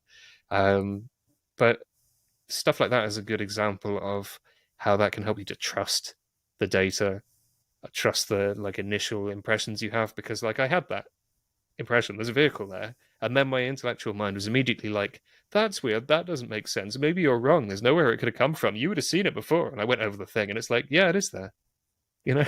So I found doing that I was wrong a lot, and I'm wrong less now, but I'm still wrong a lot. And it's really interesting the ways in which you're wrong, because it's a short feedback loop, right? You make a prediction, you get feedback, so you can remember really clearly like did I second guess myself? Did I think, no, that's impossible? Did I think, no, surely I will see a vehicle before this point? I must have missed one. And then actually you didn't. It's just quiet, and it allows you to kind of look back and do a feedback session, if you like, on your prior prediction really easily, because it was like a minute ago. So in that respect, it's got something on remote viewing training where it's like days. You're looking at your session going, what went well, what didn't go well? Did I interpret that data correctly, and translate the sort of subconscious feeling into words properly? And sometimes you just can't remember what was going on in your head, or you can't remember it in detail. You can recreate it. You can probe a remote viewing session and put yourself back in the state that you were in when you perceive that data, so you can kind of re-experience it. But I don't think you can really recreate your entire thought process. And like if you were second guessing yourself, or if you were kind of trying to interpret or judge your data or something, that can get lost. So doing things like play video games, driving, even if you just sat having coffee, who's going to walk around the corner next? What clothes are they going to be wearing? How fast are they going? Which direction? Anything. Now, let me ask you, because you've done a lot of different work. You've done a lot of really cool work. I don't know if you want to talk a little bit about, in your remote viewing background, you were doing some work through a group called Cypher, which I loved. You all were doing some amazing targets, and I think I heard on maybe one of the Dash chats that Cypher has come to a close, maybe at least the first chapter. But I'm curious, because I was listening to some of those podcasts too. I was also hearing like maybe some of your friends and counterparts in that group saying, yeah, David would just love to run about 15 different sessions on this target and just keep going. I'm always curious, like in your work, like I'm picturing this voluminous stack of papers that, so when you, I guess two questions in that. One, if you want to talk a little bit about Cypher.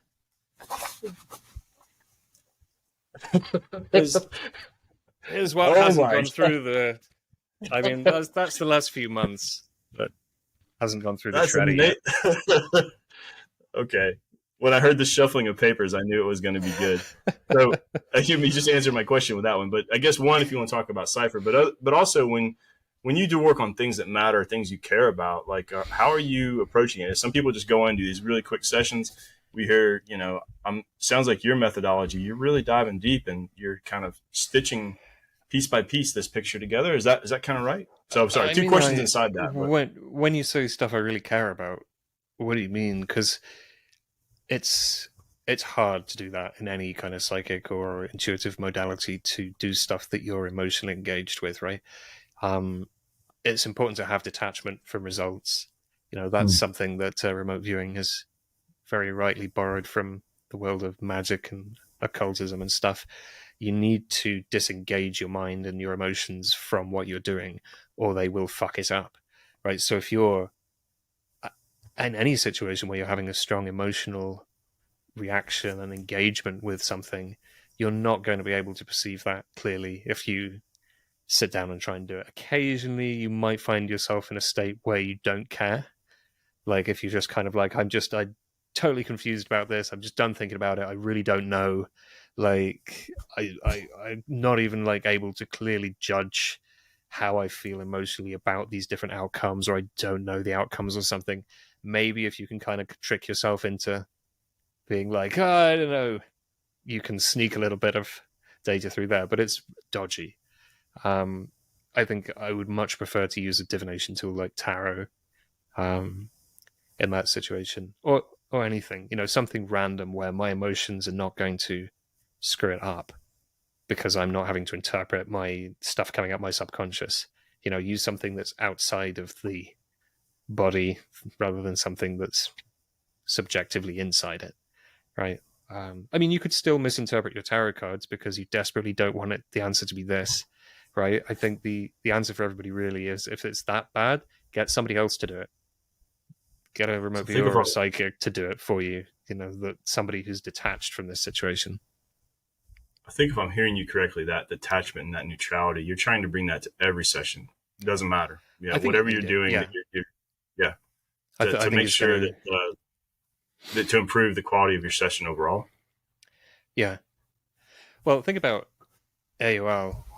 We can get stuck in AOL, which for non-remote viewers is analytical overlay. It's when you guess, and the intellectual mind is like, oh, I know what it is, I know what it is, and sometimes you can get stuck with that because part of you wants to be right, and then that itself is based on like, well, why is that? Do I want the reward of being right and everybody going like, wow, you're so good at this? Or am I scared of what happens if I'm wrong? And that's why I want to be right, because I don't want to look dumb doing this insane, impossible thing, which nobody believes is real. And then like, oh, I don't want to look dumb because it didn't work. And you have actually quite a lot of emotional engagement with this stuff, which is why I quite often don't do the things that people post on Twitter where they're like, oh, remote viewing challenge, let's do this, because I don't want to like just be wrong and look dumb. And they'll probably be all right. Like, I've quite often done those things and not shown anybody my session or told anybody I did it, and then nailed it and been like, well, it's too late now because they did the review, So, but yeah. Man, So, I've often thought of that. Have you seen like Yuri? And he's a controversial figure, right? But the things that he would do to be able to see targets in an envelope, I mean, you can do those. We know plenty of people who can do that. It's not that terribly impressive. Could you do it live on TV? Live on TV. It's like, how do you get to that level of well, I guess, actually, of mind? So yeah, what Joe McMoneagle does is he does the remote viewing the night before he goes on TV. So he's sat in his hotel room. He can take his time. He can chill out. He refines the whole. He does it all there, and then goes on TV and is like, "It's this," and they're like, "Wow, how did you do that?" And he's like, "Slowly, yesterday." I mean, he doesn't. It's actually brilliant. I like that. Yeah. I mean, I like that as a strategy. I think. I think that's what I admire you, if I had to. You led a talk on the Dash Chat that I really enjoyed, talking about Cowboy RV. But one of the things I really liked about it, you just challenge everybody just to jump in, and it's hard, right? If people do a lot of things with remote viewing for some serious reasons sometimes, but you get this whole thing about we're not always accurate, and so I think kind of throwing challenges out there to the whole group to get together and use this ability out in front of everyone and talk about it. I thought that was really refreshing, actually, to because it kind of seems to kind of push against that instinct that everyone has, like, we know it works. It doesn't always work, and nobody wants to, like to your point, wants to look dumb. But there's a truism, right? That I thought utilizing psi in that way and getting used to that seemed like a very constructive thing to me. So that was a really cool activity. How'd you come up with that idea? Yeah. I think I've seen other people do it in different contexts. Any kind of workshop setting, if you can get people to give it a try. If it's like, now you try spinning a plate on your own stick. Now you've learned how to do it, right? It doesn't have to be woo. I mean, I think that probably made more impact on you than I'd kind of given it credit for. I just thought it would be, engaging and fun. And I wanted to get the point across that we don't need to be overcomplicated about this, and that it is as simple as, like, I was talking to someone yesterday, I think, who had just come on the Discord and was like, oh, me and my wife are trying remote viewing, and she's really good at it, and she's like super intuitive, and she's nailing everything, and I'm struggling. And I talked to him, and it was just going too slow. So I said, just take the first thing that comes into your head. Just make something up. It can be a lie. It can be imagination. It doesn't have to be right. Just like ask, what color is it? And then immediately answer the question. I don't care if you're right. There's a target. What color is it? He's like, yellow. It was yellow. It was just a picture of some sand dunes. And it's like, it's that simple, and it's hard to see how simple it is from the outside, isn't it? And you think, oh, am I doing it right? Am I in the right state of mind? And like, the thing that gets in your way is actually the intellect and second guessing yourself, right? Which is kind of funny, isn't it? Because the intellect's there going, how do I do this? How do I do this? And it's like, you don't. Stop it. That's the answer, right? Stop thinking about it, and then it'll just work straight away really easily. Getting out of our own way is probably one of the most like long-term trainings that any remote viewer does, is just to increasingly get out of their own way and shut up and stop worrying and second guessing and analyzing and intellectualizing, because it just doesn't help. So let me ask you this, because you didn't give me any boundary lines for questions. But if you're interested in sharing some thoughts on it, because I find it richly amusing, and I know you have read broadly in a lot of different philosophies, a lot of different traditions that include ideas like precognition, but it's just a subset of much broader set of practices.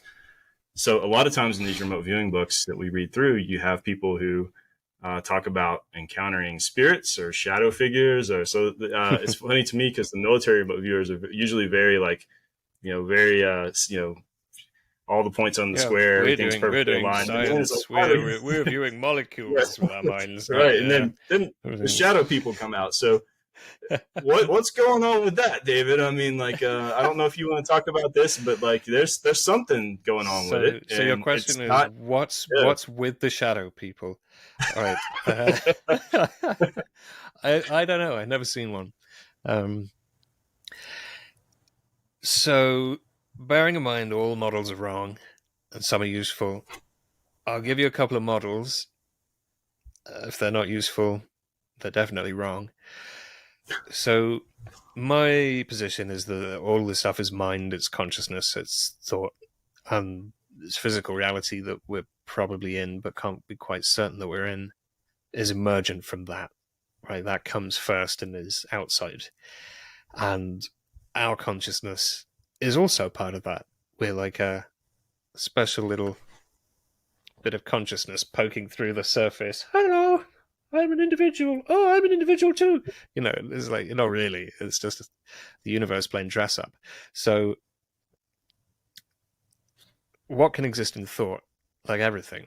And we have a lot of thoughts, don't we? And sometimes we have very powerful, emotionally charged thoughts, which you can it seems they can kind of float away on their own, right? And, just like if you remote view a conspiracy theory and your session data can very strongly reflect something which is just so absurd that it's impossible, that's just like ridiculous, like the plot of a TV show, and that data comes back, right? So how did the plot of a fictional conspiracy theory absurd scenario get into the place where our remote viewing data is coming from? One or probably more than one person thunk it really hard and it went. And those things can, in certain situations, appear to have kind of a form of sentience. They're not really, I don't think. Very often they're kind of like, how to explain this succinctly? Kind of like little blobs of thought. They're like a tiny subset of a person's, like, whatever traumatic thing they're going through. So quite commonly that would be ghosts, right? Ghosts, which if people have a traumatic death, they can be really confused and pissed off. Is there still an individual there? The whole, whatever it is, the soul, if that's a thing? I don't think so. I think this is kind of like a lingering echo in consciousness of that emotionally intense thing. And that will float around and glom onto people and scare the hell out of them. It's actually super straightforward to get rid of. You basically just kind of get it to recount its story. If you imagine it, I imagine these things as like a ball of string, like a tangled up ball of string. And if you untangle it and straighten it out, it's just gone, right? And that's basically the approach to those. There also does seem to be things that live not here. Like, I've occasionally bumped into things which, from my subjective experience of the experience I had, they seem to be real things.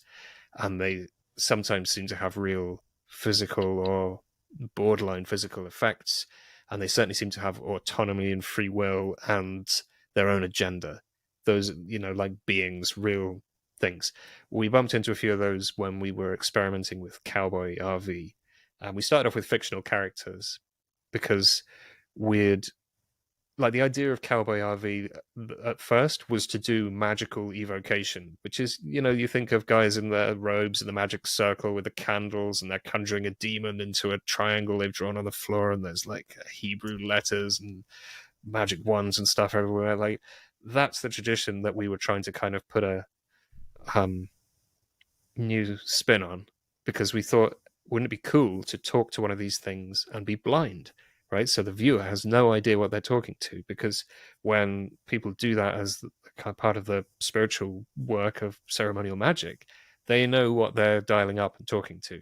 And it's not that it doesn't work, but you've got that layer of assumption and bias and what you can and can't believe about it, and what you want to believe about. You've got your own baggage as the practitioner, which is, I think, inevitably going to be a bit of an overlay um, over the experience. So we were thinking, like, well, wouldn't it be cool if we could do that blind, and we can dial up some of those things and see how real they seem when the remote viewer isn't expecting. Because if you go through all that drama of ceremonial magic and you get dressed up and you do all the opening rituals and all that chanting and the candles in the dark and the nudity and everything, if you do all that, one of the functions of it is to kind of get you into a bit of a in-betweeny sort of space, to get you into a slightly altered state. It's not going to take much to make for a really kind of profound, amazing, or terrifying experience. It's very like impressionable. Is impressionable the right word? You know what I mean?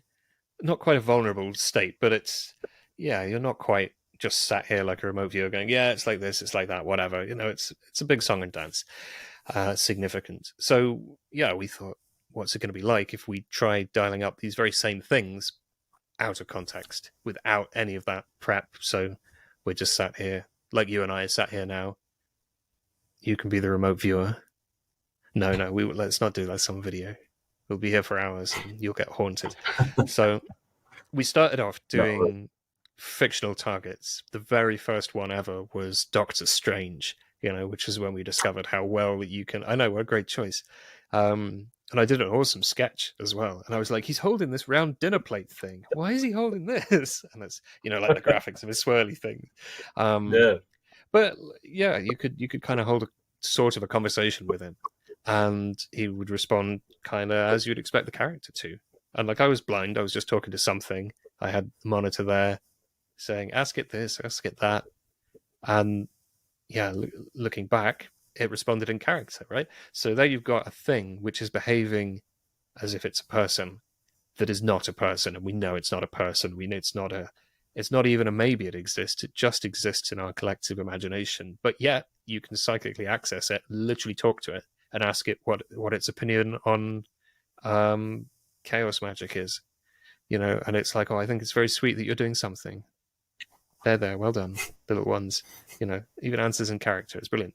So we did a bunch of those, and then we kind of got bored of those and started playing with Greco-Roman deities, some of whom seem to exist in that thought-formy way and be like basically made up. But then there's like one or two deities which are not like that. They're something else. This is a fascinating delineation that you're making. Like, so I'm curious, like, how did that delineation play out? Yeah. Because when you dial one of these things up, you fucking know about it like straight away. It's completely different subjective experience. It's the aesthetic the way impact. It feels, the way the aesthetic impact. So the way it's coming across you is just. Yeah, I mean, sort of a sense of physical presence in your local space, a sense of awe, a sense of vast scale. Whereas if you're doing more of a thought form, imaginary thing, you've just got like basically a picture of a person there that's a bit fuzzy, and you're like, hello. It's almost like there's a dynamicism. I can't speak this evening. Dynamicism. Dynamism. That's it. There we go. Yeah. It's one of those. Yeah. And it comes with more kind of, I mean, it's not sensory experience because it's obviously not your physical senses, but maybe emotional experience, or it seems real. You can feel its presence. Whereas do you think the there's rest of the time you're kind of like querying, in the alternate case, it's more like querying a database. It doesn't really have that same sense of presence. Sorry, go ahead.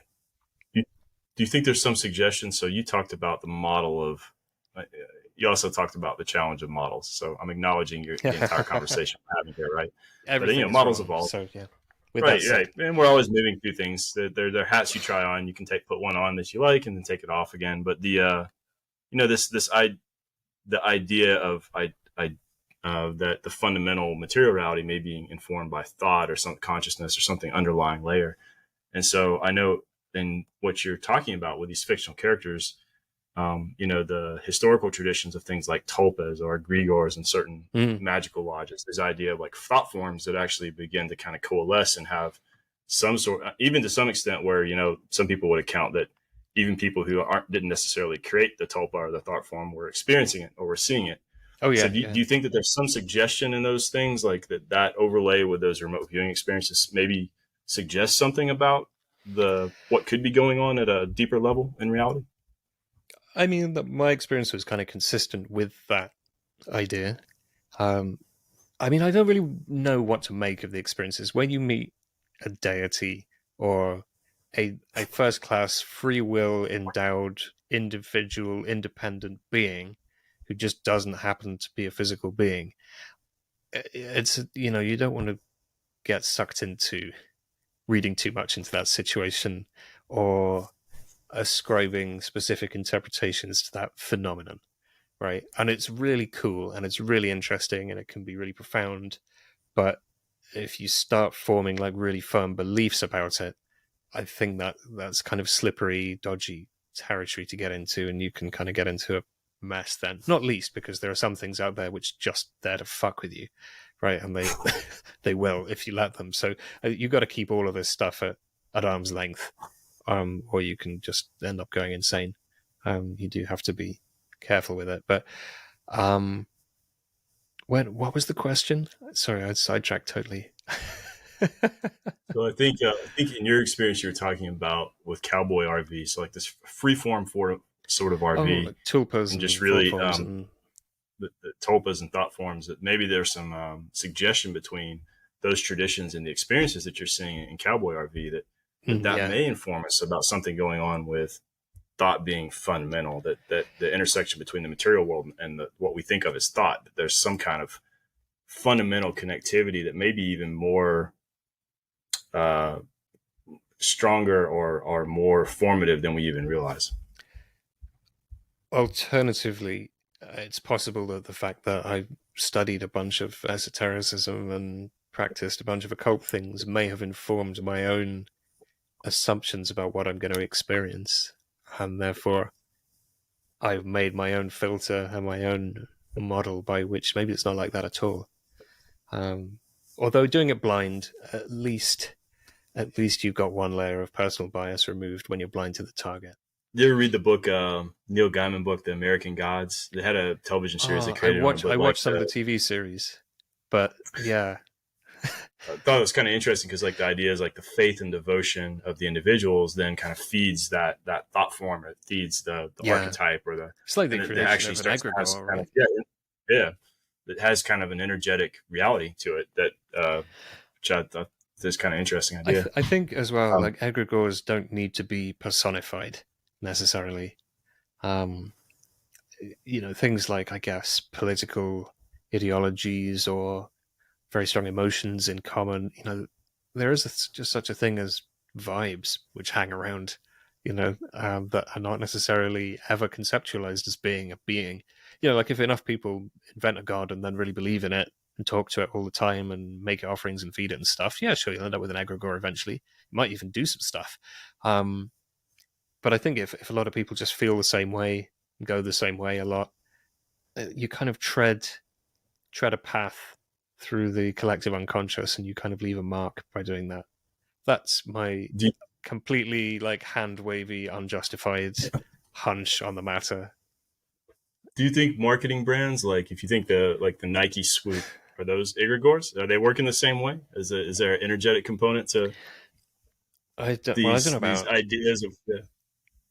I don't know about the logos or brands being egregores, but I mean, there's stuff in the collective unconscious which marketers are going to tap into, I guess. I think I would have to be a student of like the history of advertising to be able to make a really good, which I'm not. There's like 3 levels of ad block on my PC. If I never see an ad again, I'll be so happy. But I think if you were really successful at producing advertising, you would be probably tapping into collective insecurities or collective desires or goals or dreams or stories, to kind of leverage the power of that to, you can use symbols to trigger. Like, you take a smoker, show them a packet of cigarettes, they want a pack of cigarettes, right? Queuing. Okay, so there's that whole physiological, emotional, cultural thing going on in being addicted to smoking cigarettes. And then you just have this little symbol. You have a poster with somebody holding up a packet of cigarettes on it. And like, boom, you've triggered this big cascade of like thoughts and emotions and biochemical reactions in all of the smokers who walk past it, right? Which is why they're not allowed to put pictures of cigarettes on advertising billboards anymore, at least not here. So I think you can find symbols like that are going to push people's buttons in more subtle ways than like being addicted to smoking. But that was just a clear example that popped into my head. I would speculate. It's going to be magical marketing agency. It's going to be the new thing. Well, to really take off. I mean, how do you know that they're not? Like, so many. There's a reason a lot of get into that conversation. You ever see the thing where they talked about Sony having a paranormal unit?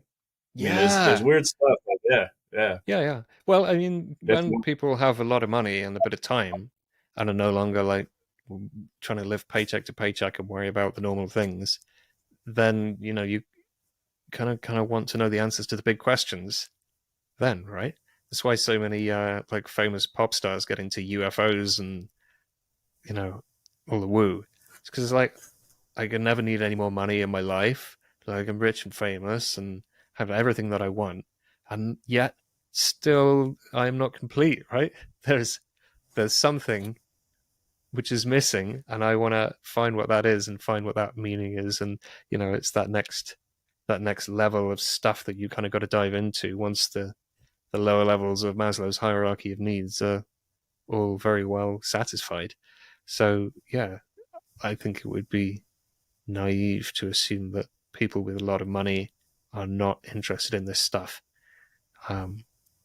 As to who, or like, I'm not a proponent of the whole "it's the Illuminati," but there's a whole quiet kind of subcurrent of people providing these kind of services to wealthy people, and obviously it's all NDA'd and it's all anonymous, and like, nobody's talking about it because nobody wants to know that they were wants everybody to know that the CEO was talking to psychics. That's not cool, but they are, and they're hiring remote viewers and they're hiring psychics and astrologers and people to come and feng shui the whatever. Like, the business people care about results, right? Not models of reality. It's like, does it work? Well, let's try it. They find it does work. Let's keep doing it. Like, it's not rocket science to think that you would leverage this stuff. Like, and how easy it is as well. It's not like there's a high barrier to entry, right? You can just try it and show that it works. So why wouldn't successful people be using this to get more successful? There's whole books about it. There's a really good one I forget the name of. I may be able to find it. Let me just quickly check and see if I got a copy of it. It's called like Intuition in Business or something. Oh no. Executive Intuition. Hmm? Executive Intuition. Oh yeah, that might be it. Is that it? Is it really old? This is from like the 70s, I think. But anyway, there's tons of stuff out there. It's just quiet. Nobody talks about it because people think you're crazy or it's a bad look, but doesn't mean it's not happening. Let me ask you about this. All right, so this is interesting to me, and you seem to be, I would almost use the word passionate about this, from what I can observe. But I mean, they're legitimately secrets, right? There have been secrets for some time, and they're only secrets by the virtue of the fact that some of the worldview that we've grown up here in the West. But I mean, they're definitely groups too, and that there's knowledge of different things that I had no idea of, where psychic ability was being utilized and how it's being utilized and how effective it can be in some cases, right? So I think you have put forward, now we're in the age, you talked about when you first had this experience and you laid down in bed and you had this cascade of almost this crisis that occurred for you. You were out on the internet, and anybody knows, like, you go on the internet and there's all kinds of things that you can find. And so, are we at an age now where realizing that if we want to put we always get in trouble with words, so we'll just talk about consciousness or magic or psi ability or whatever term you want to all insert the here, woo right? But stuff, right? Just kids all can that go stuff. out and they can all the all the woo stuff. The kids can go out, they can find this stuff, and they can start doing things with it without they can really get terrible advice on TikTok, right? Yeah. So Yeah. what do we do? Are we at a point now where, people who are coming into the remote viewing Discord where you're a moderator, they usually come there for some weird reasons. Are we at a point where these secrets we need to be sharing more or in some way trying to engage that content, or, is there an approach that's better than where we are at the moment? It's a really tricky question, because I mean, in the past, in the more distant past, it was just a secret, right? The monks in the monastery had it, or the secret societies had it, or the odd spiritual teacher living alone and only having one student and keeping very quiet about it had it, and it was super on the down low. And then, like, whatever, a couple of 100 years ago, it all starts coming out more and more and more and more, from like Blavatsky through to like Israel Regardie spilling all the beans. And I think the cat can't be put back in the bag, but in terms of preventing, I don't know, disinformation, I mean, is any of it really information? How on earth can we prevent harm, right? Because this is just the problem of censorship and hoping you've got a benign dictatorship. And that, who am I to say, here's my model and mine is the right one and their model is wrong, and they're not allowed to tell you their ideas about this, because this territory is subjective. And who's to say you can't use bad models, and who's to say you shouldn't as well? Because, very often you need to make your own mistakes, and you need to actually experience things rather than being told, oh no, don't do that. Do that. And it's going to go terribly wrong, and you will learn and grow and develop as a person so much quicker as a result of screwing that up. I did. I've had quite serious magical cock-ups, and they're much more effective lessons than reading something in a book where some dead guy's like, blah, blah, blah, don't do this, bad things will happen. And you're like, yeah, I don't believe you. And then you do it. And it's like, oh my God, shit, bad things did happen. Now I can be the old guy, and all I need to do now is die after writing a book. And I can be there, blah, blah, blah, don't do this, bad things. And, so the cycle will repeat. The next generation comes along and does it anyway. And it's not necessarily a bad thing. I mean, there is a whole ton of crazy shit out there, but I think at some point, if you've gone down a rabbit hole of a really weird model that isn't helpful, isn't useful, at some point, surely you're going to notice that you're not getting results, that it doesn't work, it's not useful, and go, maybe I'll just go look at something else, or give up on this whole thing and come back to it in a few years. I suppose sometimes things can be really harmful, which is, maybe a different matter, but is that so for one exclusive? You go ahead. No, I was just going to say, like, your answer resonates with me a great deal, because I felt like, in some extent, when coming at remote viewing, and think you know what remote viewing is, and you start doing these different things with it, and my experience was, it wasn't particularly, there was some harm that incurred to me. You get excited and you start doing things, and you don't really know what you're doing. But to some extent, that excitement and that perspective that you don't know where the walls are, you don't know where the limits are, it feels like a very powerful time period when you're in that perspective. And it wasn't until making some of those mistakes, so kind of go back to say, okay, well, what are the traditions or the lineage, or what were the thoughts that surrounded some of these things, as opposed to just, here's this cool thing I can do. But, to me, like, I'm really fascinated by what your thoughts are as well, because I don't even know, we have to be careful even talking about this, right? But people, sometimes who are outside of remote viewing or side, they're like, well, can you do X? And the truth is, like, privacy is an ethical, like you mentioned it you were talking about connecting with people in cars to get some impression from them and getting a sense like, oh, I shouldn't do that. But privacy really is, like, I wasn't getting information that you wouldn't get from, like, looking through the window. I wasn't in a prime. I was just trying to get, like, age, sex, mood. Are they yelling at their passenger, or listen to the music or something? So, but yeah. Right. Not claiming you were doing anything super weird like with that, but I think you and I both know, like, you can merge with all kinds of, you can merge with people, right, at certain time periods. And in some cases, you can get very accurate information about things that may have been mental states that they're in, the emotional state that they're in. There's a lot of very good utilization of that and really great ways to use that to help people. But, I think that it feels like that kind of recognition of what some of that potential is very disruptive. If a lot of people were in full recognition of it, how do we even adjust to that world? And I think it was in one of our chats was talking about when the lawyers get involved and they figure out what's going on with remote viewing, we're really in trouble then. But you have any thoughts? Like, how do we negotiate that conversation? Yeah, I think that's the kind of progress that happens one funeral at a time, is that you can't take people who are, well, I mean, going back to what I was talking about at the beginning, what that did to me as somebody who was actively seeking this out. Like, it's not for us to force this on people. It's not ethical, I don't think, to, because I think everybody has a phase early on in the kind of spiritual journey, whichever route you're taking, where you're like, wow, this is amazing. I got to tell everybody about this and wake everybody up and the world will be better. And like, you quickly learn that, no, that's dumb. It's not your job. Stop it. It's not ethical. It doesn't work. It's harmful. People think you're crazy. Just shut up. That's one of the reasons that the mystery schools have vows of silence. There are plenty of other reasons, but that's a very good one. Is just like, don't go talking about this stuff to people who aren't looking for it.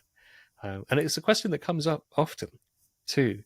I want to use the blockchain to prove it's real. I want to notarize this and use the stock market to make a big pile of money, which I think is kind of like the best idea. I still kind of suspect people are going to ignore it though and go, oh, it's just a fluke. He's just a good investor. It's a scam. It's probably a rapper behind it, and it'll all turn out to be an elaborate marketing hoax. I think people still find a way to deny it or run away from it or hide from it or just la, I'm not listening. Because that's what I remember how I reacted to all this stuff. And it doesn't matter how good the evidence is. Like, it's not our job and we can't do it and we shouldn't try. I think we've just got to let things take their course, which is boring and unexciting. But I think that's the only way forward, really. And support people who do come looking for it. Because those are the people who you should talk to about it. It's people who want to know about it, not people who don't. So, not an easy question to grapple with.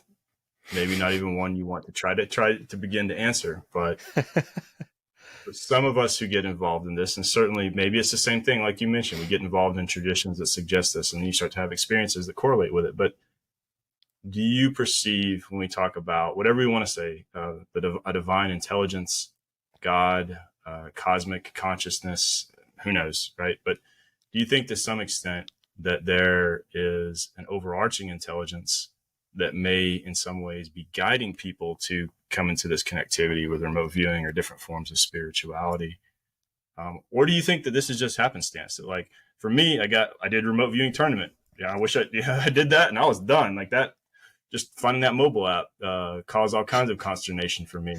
It's hard to see that was like this big pivotal moment for me, but it actually was.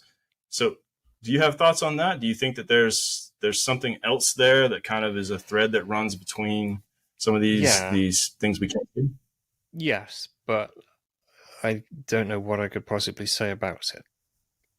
Like, to say there's an overarching intelligence, what's it arching over? Like, are we under it or are we in it? Are we like the little universe playing dress up? Don't make fun of me. I have to use words, David. I have to use words. No, but like it's a really hard thing to talk about, isn't it? Because it's ineffable, kind of by definition. So, yeah, what is God? Fair enough. I think I might pass on that one if it's all the same. It's a bit of a tricky one. Maybe some philosophers will crack it one day. I bet they won't. But, yes, I mean, is there a guiding principle? Effectively, yes. I think. Like, this is easier to think about if you throw away the idea of linear time, which is maybe a big ask, right? But if we stop thinking about time as an arrow that goes forward where like one billiard ball hits another and there's like a chain of cause and effect that only goes in one direction, what if you can have a cause that is outside of the arrow of time and impacted in multiple places, right? So there's one intent, one prime mover for anything to happen, and instead of that being a billiard ball hitting another one, it's like billiard balls at different intervals throughout time, all go in different directions, and the sum total effect is this. That's kind of how I feel like synchronicity works, and how divination that's based on random stuff like shuffling tarot works. Because, like my tarot deck is going to give me an answer based on the state of the cards last time I put the deck away, plus another shuffle, right? So there's this whole litany of things that have gone into creating the state of the deck when I next pull from it, and it's still going to work. And I think you kind of got to not stress out about that and not think about an intelligence that's there, like holding your hand, and then we do this, and then we do that. And then it's more like kind of downhill mountain biking in the fog. But there is a trail. But like, are you guided by an intelligence? No, just kind of like intuition, terror, and gravity. I mean, you've just kind of got to, if you surrender to it and do it, and just kind of get out of its way, get out of your own way. If you make space for that in your life, it will turn up and it will help. And I don't know what it is, and I hesitate to put any labels on it. Some people would call that spirit guides or angels or higher self or holy guardian angel or God or like divine intelligence or inspiration or the Holy Spirit or like a million different things. Not to mention all the other deities and spirits that it could be or you could ascribe to it. I don't know what it is. I don't want to stick labels on it. There's something there, yeah. Like, it's all kind of going somewhere, but it's like a river flowing down to the sea, right?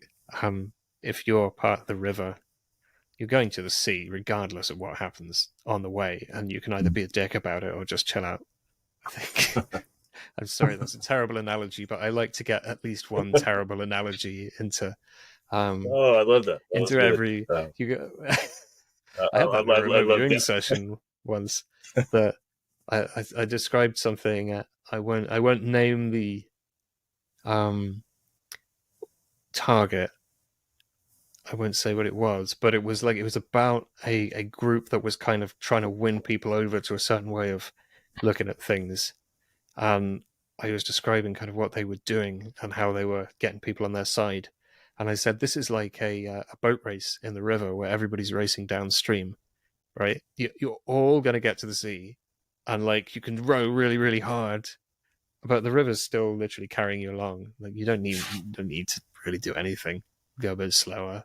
But like if you swim upstream, you're still going towards the sea. It's just now you're really tired, right? It's so yeah. There's a stream. There's a groove that can be found. But I absolutely am not going to put a name to it. I could, and it's not like I have one and I'm not telling you. Like I don't believe anything about it. I just observe its effect in my life, and I don't understand it because I'm a like monkey that learned to drive cars and eat pizzas, and I don't know what the hell's going on. There's a lot of deep spiritual traditions, of course, where applying the name, once you apply the name, you're no longer dealing with the thing itself, right? I admire your your approach there. What do you mean about? In Taoism, the Tao that can be named is not the eternal Tao, right? Once you apply a label to it, you're no longer you're doing something mental, right? But you're no longer dealing with. Did you notice a little bit of Taoism leaking into my rambling there? Just a little bit. I noticed. I love too, like the idea, like in a lot of spiritual traditions, you're talking about, the rivers going to the ocean, but just coming to some fundamental position of peace, right? Instead of struggling like as many people do, that there's some kind of thing that you're enmeshed in that just does its thing, that you're part of, just like a cell in a body doesn't probably worry about being a cell. So I really love that, man. It's all about perspective, isn't it? I think the Buddha had some good things to say on that topic, which I won't repeat so that we don't offend your viewers, but they could go and look that up. So I can't get on a call with you and not ask you this, because you've run a lot of interesting targets. All right. And I think I know what some of your answers may be to this. What is this going to be? All right, so I mean, come on, you see this one coming a mile away, but we're in the upside down right now. Like if you look at the defense authorization bill and the budget, and now you've got this in the U.S. at least. Now we have organizations that are investigating these long-standing, and you've used remote viewing. I know you've had, like many remote viewers, you've had tasks that have come up related to this. But if you look at some of at least the lore or the stories around this, the stories are that if there are beings, intelligent agents who are being encountered in some of these things, that what we call psi ability seems to be something that you can utilize, like telepathy or do you think that, I guess we talked about thought forms versus, do you believe that from some of the information that you may have received from remote viewing, is it sufficient to come to some viewpoint that, again, words are a challenge to us, but there are these non-human intelligences here that are potentially have their own agenda? Or do you feel like we have to be very cautious with any of that data, where we might be going? Yeah. I mean, yes. Here we go. I mean, yeah. Yeah, I mean, I obviously don't have an answer to that. It seems like there's non-human intelligence, but whether it flies around in spaceships, I'm less sure. People have experiences, credible people have experiences which are similar, but they're also different, and they also change with the culture that people are in. So at the very least, there's some lensing effect of that the individual's perception, which is coloring their experience of the phenomenon, whatever it is. I think one thing we can say with reasonable certainty at this point is that the phenomenon resists being studied. I think if you come up with a theory which explains all this stuff and is good and is testable, and you somehow find a way to, like, yeah, the UFO is going to turn up right then, that's the one day it won't turn up right then. Like if you start to understand it, it will stop playing ball. It's a really tricky, mysterious, weird thing. Assuming, of course, that it is one thing. It may be many things that kind of look like one really weird thing. And like, how would we even know? Because it's very subjective for everybody who experiences it. And then there's like this whole industry of people who do nothing but speculate about it and make stuff up. So it's impossible to, reason about it. Even half the UFO experiences or abduction experiences, you think, actually, I would have to exclude you from my study if I was if I was gonna try to quantify what this is like. And I think it's great that people investigate this and talk to these people and share their experiences, because they're really profound, meaningful experiences for people, and they change people's lives and turn people's lives upside down. People who've had contact with the phenomena often end up with like psi abilities or weird things happening with their bodies, and like real odd stuff happens in their lives that's sometimes really cool and sometimes really profound or sometimes terrifying, and it's either really great or really, that is non-human intelligence having an effect. Is it? Is it definitely non-human? Yeah, probably. But we can't even rule that out. It's a phenomenon. I don't know what it is. It exists, evidently. It doesn't want you to know what it is, but what it does do is it wakes people up, and it disrupts people, and it changes things. So why does it do that? I don't know, but an awful lot of the slightly new agey sounding peace and love stuff comes through, and then at the same time a whole load of like prison planets, aliens editing your DNA so you can mine gold out of the ground, and then they'll liquefy you and drink your organs by going in a big bathtub full of melted humans. And like the things get kind of quite extreme both ways as to what people experience. So as to how different those experiences are from the kind of thing that an occultist might do on purpose, I don't know, because like very strange things can happen. Maybe the fact that people think it's aliens and expect it to be aliens and cram that lens over it is actually, maybe the phenomena doesn't exist. Like, obviously it's happening, but maybe the phenomenon is actually a subjective lens that we as people, as part of a society, are putting onto normal woo-woo stuff. But yeah, I mean, certainly it seems to be real, right? People see things which look fucking real, and real stuff happens to them. But then, find me a UFO, find me a piece of physical evidence that maybe it's all in the Smithsonian and the government stole it and they built buildings over it and the Vatican has it and the Italians have it and everybody has it and it never leaks and nobody ever goes, hey, this is really important for humanity, I'm gonna leak this, it's worth sacrificing my life for. Maybe that's happening and it's just a really great cover-up, but I don't know, I feel like probably the majority of interactions between humans and the phenomenon are at the very least kind of paraphysical. They may be entirely psychic or something weird may be going on. Like when I've remote viewed stuff like this, sometimes the data, and I don't like it to be the aliens came with their ray guns, and sometimes that's what you get, and it's just like, well, shit, maybe, who am I to say not? Like, that's what people said happened, that's what they all experienced, and that's what the remote viewing data says, so shit, who am I to sit here and say, you're wrong, that didn't happen? Like, in what sense did it not happen? Like, they all say it happens, they experienced it. I wasn't there. So, yeah, fuck knows. I've never had a personal experience of it. I've seen plenty of spirits that look like a grey alien, but they're not aliens. They're just things trying to jump scare you because you watched movies with scary aliens in when you're a kid, and now your subconscious thinks scary. I saw one once that had vampire fangs. It was like somebody just went to the costume department and got all the scary things and tried to make a mashup of them, and it just looked ridiculous. It's the crap that's floating around out there in the collective unconscious. A lot of it looks like grey aliens, like Crowley's buddy Lamb, with his big head and his little bow tie. And Lamb even says, in the future they won't call me a demon, they'll call me something else. And everybody looks back and goes, they'll call them aliens. And yeah, so I wonder whether all this alien UFO stuff is actually confusing the shit out of an already very difficult subject and making it even more difficult to make sense of. But I keep wishing I'd see something cool like that. I go out in the woods at night with no flashlight, no phone, nothing, no shoes, and just like there, you come on, show me some cool stuff. No, there's no witnesses, there's no recording devices, there's no electronics. I haven't even got fucking shoes on. Come and do something cool for, and it won't do it. It won't do it if you go out behaving like that.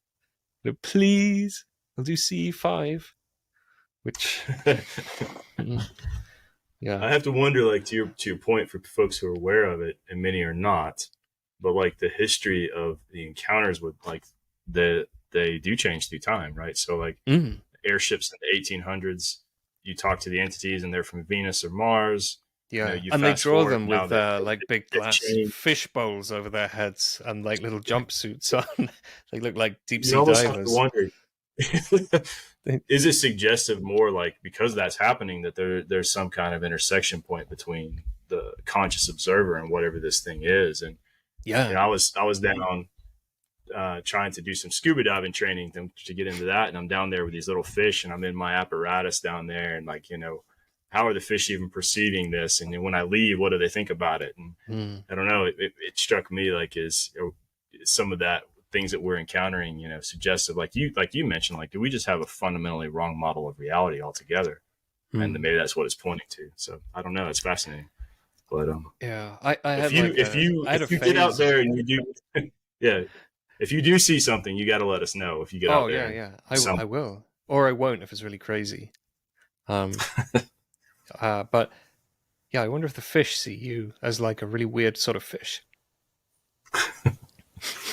It's an interesting thought. Like we see aliens as like people from space.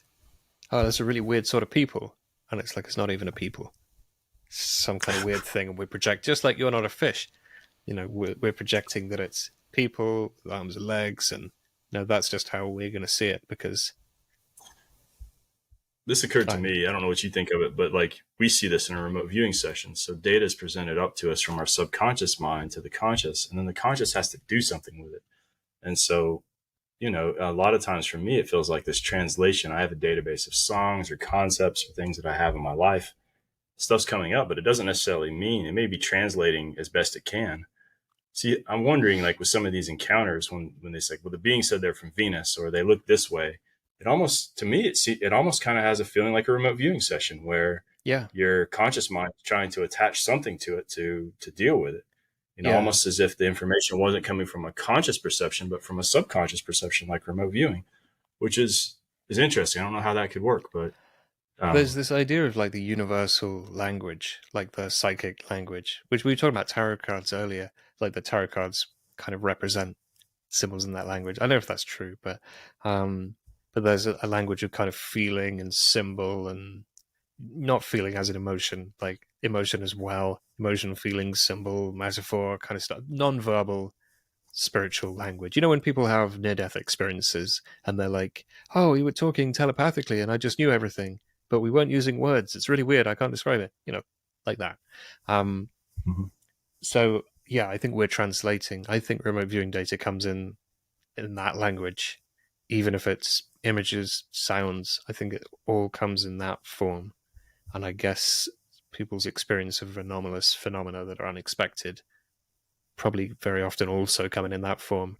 An analogy that isn't as bad as the last one that I like is like a piano keyboard, where you can play chords on it. You can play a scary chord or a triumphant chord, right? So you're the piano keyboard, you the person having this experience, and then the phenomenon comes along and it plays different chords, and it plays one that says, I'm from space, right? And then you have to react to that and goes, all right, what does a spaceman look like? He's got a little fishbowl and he comes from Venus because that's where they come from. And, but really it just says spaceman. And then you filled in all the blanks, right? Or it says Bigfoot, or it says, well, you know what? I don't know, scary monster. And you're like, okay, alien, vampire fangs, big axe. Wait, no, that's not scary. Try something else. You can bump into things out in kind of psychic space, which will just try and be scary, and they're just playing scary chord on the keyboard, and if you react to that and get sucked into it, they'll really mess your head up. But they're not really a big deal. They're not really even beings, a lot of them. It's just kind of like the knots of string floating along, but they'll just kind of reflect scary things out of you. This is how the phenomena appears to work. Maybe it's an entirely internal thing and nothing woo-woo is going on. Whatever helps you sleep at night. But yeah, in those will reflect your own. It's like the what's the monster in the Harry Potter movies that turns into whatever you're afraid of. They actually behave very much like that. And if you catch one, and anybody studying remote viewing who's watching this, RV training will open up your awareness, so eventually you'll be able to see this stuff. And it doesn't happen to everybody, but occasionally you will just get jump scared by something that looks really frightening. And it's probably one of these. If it's a static image that's grey monochrome, comes right up in your face, making eye contact very suddenly, that's like absolutely textbook of this phenomena that I'm describing now. Those things, if you grab a hold of, don't be scared of them. They can't really hurt you unless you freak out. If you kind of grab a hold of it and say, I know that's not what you really look like, show me your true form, they will actually change into something else. And you can just keep doing that. And eventually they'll just kind of run out of costumes to put on and be like, he's not buying it, is he? He's not going to fall for this. Now, assume positive shapes that are misleading as well. The whole psychic realm is full of kind of reflection and deception and distortion. It's really like a hall of mirrors for us to walk through. Yeah, it's a very strange and interesting place to explore, and I'm certainly not done exploring it yet. On my own behalf, like, I didn't get into things, and all the information that I'm receiving is generated by some factual database, like in the Matrix, and you go and that what you just mentioned is a very important lesson, I think, for a lot of folks when you get into practicing psychic functioning. And there's a lot of things in there that you may receive that have no real, if it's a bit like a telephone, who can call you up and who's talking on the other end of the line. So I wanted to ask you, so you've been in this for a while. I don't know if you felt like you had a choice, So you got into remote viewing, and once you see this, it's funny to me because it does feel like to me sometimes you see it, you can't leave it alone. You try those 50 sessions to try to dispel it and get it out of your life, maybe, but it wouldn't be dispelled. And there's this transformative process I think you would agree with, that once you start to see these things, your ideas and conceptions of space and time, and it puts you in a very different position. So for folks who are coming across this or have had some experiences, do you recommend for them to train? Is remote viewing a good methodology for them to start with? And I what found do it you advise people helpful who? as part of my spiritual path at the beginning, because it continuously reminded me there's something really significant here, because I could just go prove to myself that anomalous information transfer is real, and therefore there's either locality or reality, or what was that Nobel Prize they just won for proving the universe is non-local or not real, and you can't have it both ways. But remote viewing kind of does the same thing. So if you're out there seeking the ineffable and the spiritual and stuff, for me, there was a voice in my head going, this is dumb, this is stupid, that's not real. Why are you doing this? You should be making money and hustling. And to be able to just sit down to a remote viewing session and be like, look, my awareness transcends time and space. Screw you, voice in my head. That was helpful at the start. Having the blinding and feedback, so you know nothing about your target until you get feedback, is great, because it stops you deluding yourself. And if you can open yourself up too much, and you can listen without enough discernment, and you can end up consuming stuff that isn't healthy from out there, wherever there is. So I guess getting in the habit of blinding and feedback like that, it makes you critical. It just sort of trains you to be thinking, but where was my bias? Well, I wasn't blind. Because when you do unblind stuff, you're always conscious of that. Having trained as a remote viewer and trained blind, you're always like, I wasn't blind, I'm biased. This is where my blind spots are, and where, it trains you to think of yourself as part of the equation, which, we've just been talking about. I think is super important. But as to its use spiritually, yeah, I think you can come to know yourself. I think it's a process of self-knowledge. I think John Vivanco put it really well and said, remote viewing is a path of self-discovery, and data collection is just like a random side effect that happens along the way, which I quite like. And he may be right there. But yeah, it's good. It's not my only practice. I think everybody should have a meditation practice. That's the only thing I'm actually going to recommend. I wouldn't recommend any old person take up remote viewing, because also, some people go crazy. This is not safe, and it's not for everybody, and it's not a solution. It's a crazy journey, and it's amazing, and it can give you a lot, but it can also send you nuts, and it's very time consuming and difficult, and yeah, very complicated and completely not understood by even any of the people who are experts at doing it. Still don't know how it works. This is not a thing to just do. If you can do something, meditate every day for even 5 minutes. That's what everybody should do. I think maybe 10 minutes, work up to 10 minutes. That's what you should do. That was I'm not recommending any kind of spiritual or magical practice for people other than just sit there with yourself quietly every day. Because I think everybody should do that and can do that. Even that's not safe though. Yeah, meditation can mess you up, probably worse than remote viewing if you I've do met too people much. where something is mundane, or what they perceived as mundane meditation ended up being life altering. So that's Were they doing energy work stuff, or? No, they had just gone to a long meditation session, and they came out of their body, like a retreat. Started having partial out of body experiences, and I've never had that. Whole other set of discussions. We could talk a long time about that, but So, David, I know you are engaged in, again, one of the largest communities out there with remote viewing. How do people find that community, and how do they engage and connect with it? Most people seem to land on the subreddit, having been I guess, searching for it. We don't survey people and say, how did you hear about remote viewing? And people always seem to be pretty vague about it as well. Like I said, for me, it was a Russell Targ video on YouTube that I couldn't even, I almost didn't watch.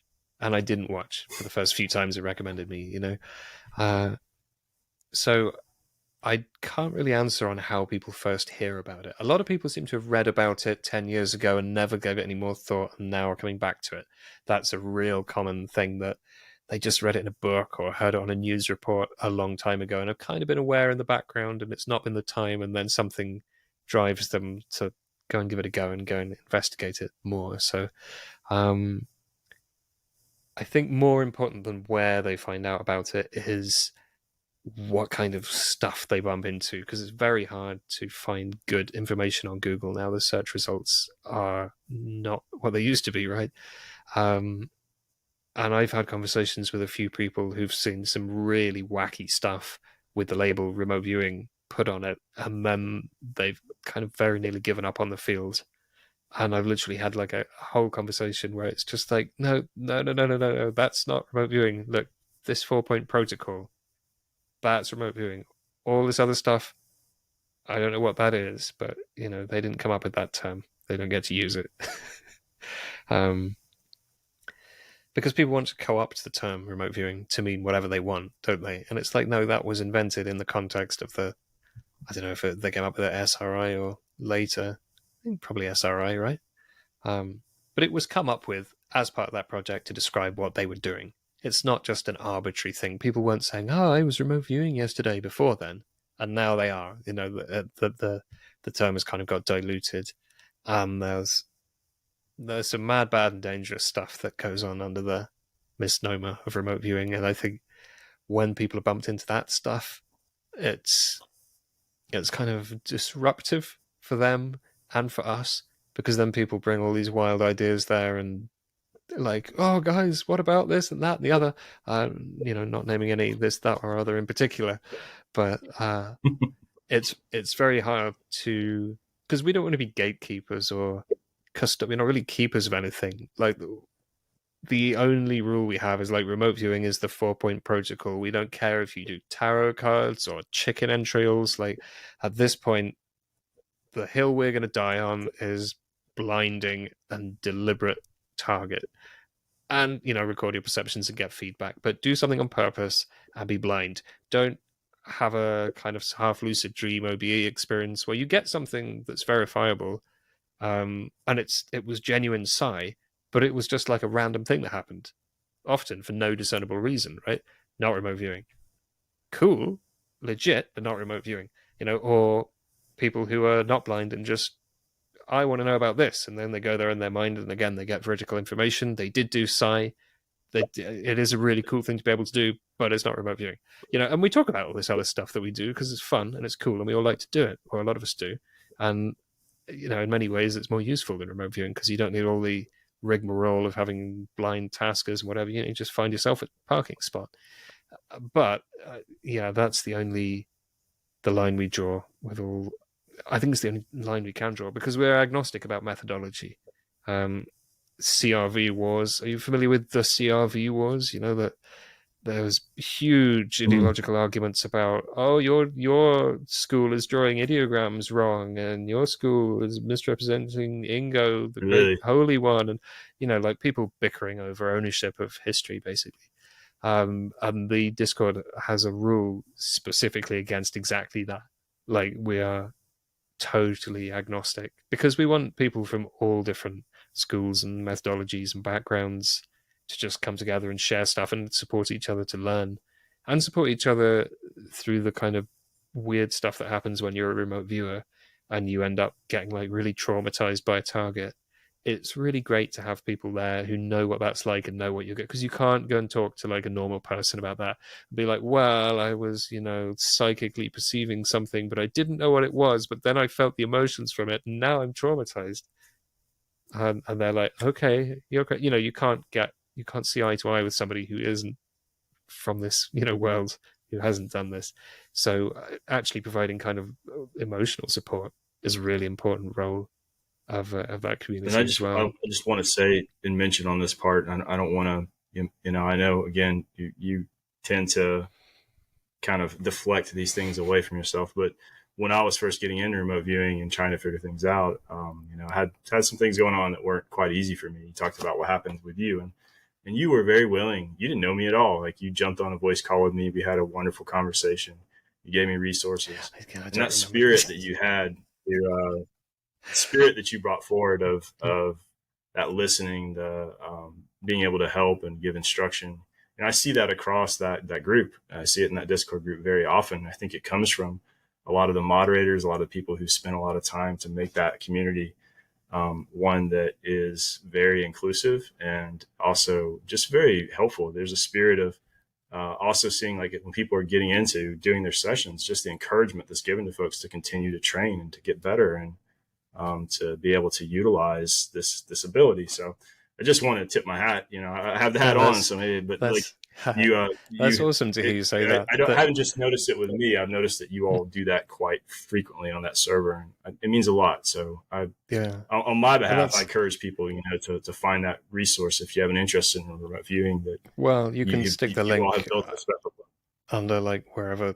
Is this going on YouTube? You could put the link for it in there. Yeah, we definitely can. Yep. Cool. It's amazing to hear you say that, because that's the place we want to be. And it's really nice that you've noticed other people, that becoming the culture, that everybody's helpful. And it's not just kind of a couple of people, fighting to their death, that it's... How could it possibly devolve into... Very quickly, I imagine. That's like the rest of the remote viewing world. So in addition, meditation is a core practice for folks.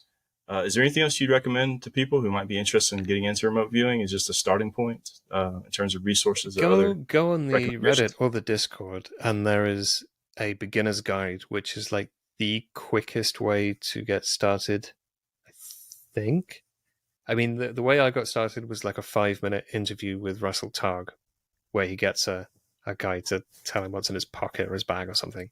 But if you want to actually learn any of the terminology or the concepts, that beginner's guide has all the jargon, or all the basic jargon that you need. It has the basic concepts that you need, and it just like walks you through and holds your hand step by step. And it's like, this is a target number. That's what it does, i.e. nothing. Write it down. Do this, do that. Just record your perceptions. Now get your feedback. And it walks you through doing like 2 or 3 really simple targets just quickly. So it's like the best 101 intro, because it's so easy. It's really fast and simple and straightforward, but it's also, you're going to learn something. You're not just kind of going to do some side thing and be like, wow, and then try and do it again and it doesn't work, and you're like, well, now what? Right? You'll at least know what to look for, and hopefully it'll help people find their feet. So there's just the beginner's guide. It's on the remote viewing Reddit and Discord. It's the same guide. The Discord just links to the Reddit wiki. So, I've often thought of that, your point, if you see it works one time, if it hadn't worked the second time, that would have been a totally different route, right? It's the second one that gets you in trouble. My first one was good enough that it was like, there's no way that's chance. I can't even remember what the second one was. Well, David, I really appreciate you sharing some of your time and experiences, and also just, again, what you do for the remote viewing community, because it really, there are a lot of different resources out there that you mentioned, and we won't get into names, but, having a group that of folks who are sober-minded and thoughtful and open-minded, but also who bring forward, useful ideas about ways to improve and to be careful, because, some of the cautionary notes that you've given in this interview, I think are really good ones about possible missteps that people can take. And so I really appreciate all that you and your fellow group do for us with that. And since you won't, disclose to me the name of God, I missed out on that one. And you won't tell me, $5,000 for that one. Yeah, this is a running joke, right? You said you won't penetrate the secret of the extraterrestrials or in the interdimensional. Yeah, I know all the secrets, definitely. I sincerely appreciate your approach. And I also just want to say too, appreciate all you're doing to innovate in the space, because I see a lot of things that you do are playful and fun, which gets people in, Yeah, but yeah. also like There's a lot of trying to messing figure about. out different ways to approach. We've Yeah. done so much stuff that didn't work, but I think there's been so much dogma in the field. You know, ideas like you can't remote view numbers. People have been teaching that for decades, and it's not true. It's Yep. just observably not true. You can. I've done it. You can do it, right? So what else isn't true if that's not, we don't know. And because there's no model, we don't know what we're doing. We don't know how it works, really. We're just trying stuff. And sometimes it works, sometimes it doesn't. And it's fun. We get to have fun along the way and discover new stuff. So, um, yeah, thank you for your kind words. It's cool to hear that from your external perspective, because I know you're not around a huge amount. You should hang out more. It's nice to hear that from your perspective. You're seeing that great community spirit and people kind of helping each other and innovating and supporting each other. That's what we want. So it's great to hear that. Thank you. And hey, as a last parting note, because I know you had an amazing podcast series, Cypher.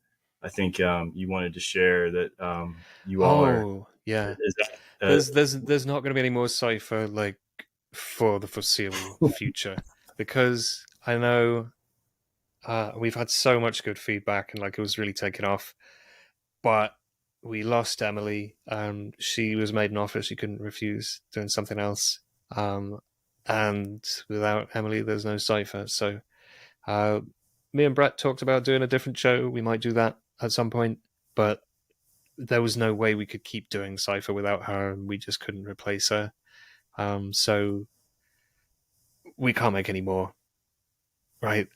We might one day, never say never. If it comes back, it'll be different. And hopefully it'll be less work for us, because like that was the first time any of us had done a project like that, and it was so much work. Like, oh my god, we were all like, oh yeah, we'll work like half a day a week, we'll do 1 day a week on it, it'll be fine. It was like, it turned into nearly a full-time job sometimes. It was wow. insane amounts of work, because I mean there was like 10 hours of research, and then 10 hours of remote viewing, or 7 hours of remote viewing, and a few hours of analysis, and then like, I don't know, 4 or 5 hours each recording, and 8-12 hours editing. It added up so fast. Like it was, there was a lot that went into that, because it was like a 4-hour recording edited down to an hour and a half for 2 shows on one topic. So I've had a lot of feedback that like people like the pace of it, that it really just got straight into the meat and kept going, and there was no filler. And that's because like that was painstakingly edited out by hand every week, because it's impossible to have a conversation that good. I hope this one's come close, but yeah, it was a hell of a thing, and I'm really, really pleased with how well it came out and proud of what we achieved there. But yeah, I'm sorry to anybody who's enjoying it, but there won't be any more, at least anytime soon. We did record a finale episode, which has kind of got lost on somewhere in the editing process, which was like a retrospective of our first season, which was actually a really good episode. So maybe that will see the light of day one day. The after hours stuff, you can't sign up on the website anymore, because we didn't want to take people's money for a subscription and say like taking whatever it is every month, and then there's no new stuff, right? Because we felt we'd just be screwing people. Then we couldn't get the website changed so that we could do a one-off payment for it either. So it's just kind of like down. At some point in future, if we can find a way of doing it so you can buy the whole like bumper pack at a reasonable price, then we'll hopefully be able to get that set up, because I've had loads of people messaging me and saying like, how do I get the after hours stuff? I really want to listen to it. And I'd like to share it, but also we don't want to put that stuff out publicly because it's juicy. It's very, very juicy and wild and crazy. But it's good though. Well, I actually have a link on my channel to the Cypher podcast on YouTube, which then has all the cool information if folks want to go check that out. Because having that project did a lot. You all did a lot of really, really cool work, and just kind of refreshing to see some of the way that you approached some of the targets and sessions. So definitely recommend folks to check that out if they want to see a really great project group. And also just, it was a lot of fun listening to the conversations you all had. And, yeah, we had a ton of fun recording it, as well as all the hard work. Right. And so if we bribe you, we'll get you to get that last podcast episode. We'll figure out how to make it. It'll have to be a very big bribe. But and then David's conversation, remote viewing conversation with minor gods. That's the next project that we cool to see coming. But hey, well, I really appreciate you, man. Thank you so much for your time. Thank you for sharing your thoughts and expertise. It's been good fun. The fact that people think it's aliens and expect it to be aliens and cram that lens over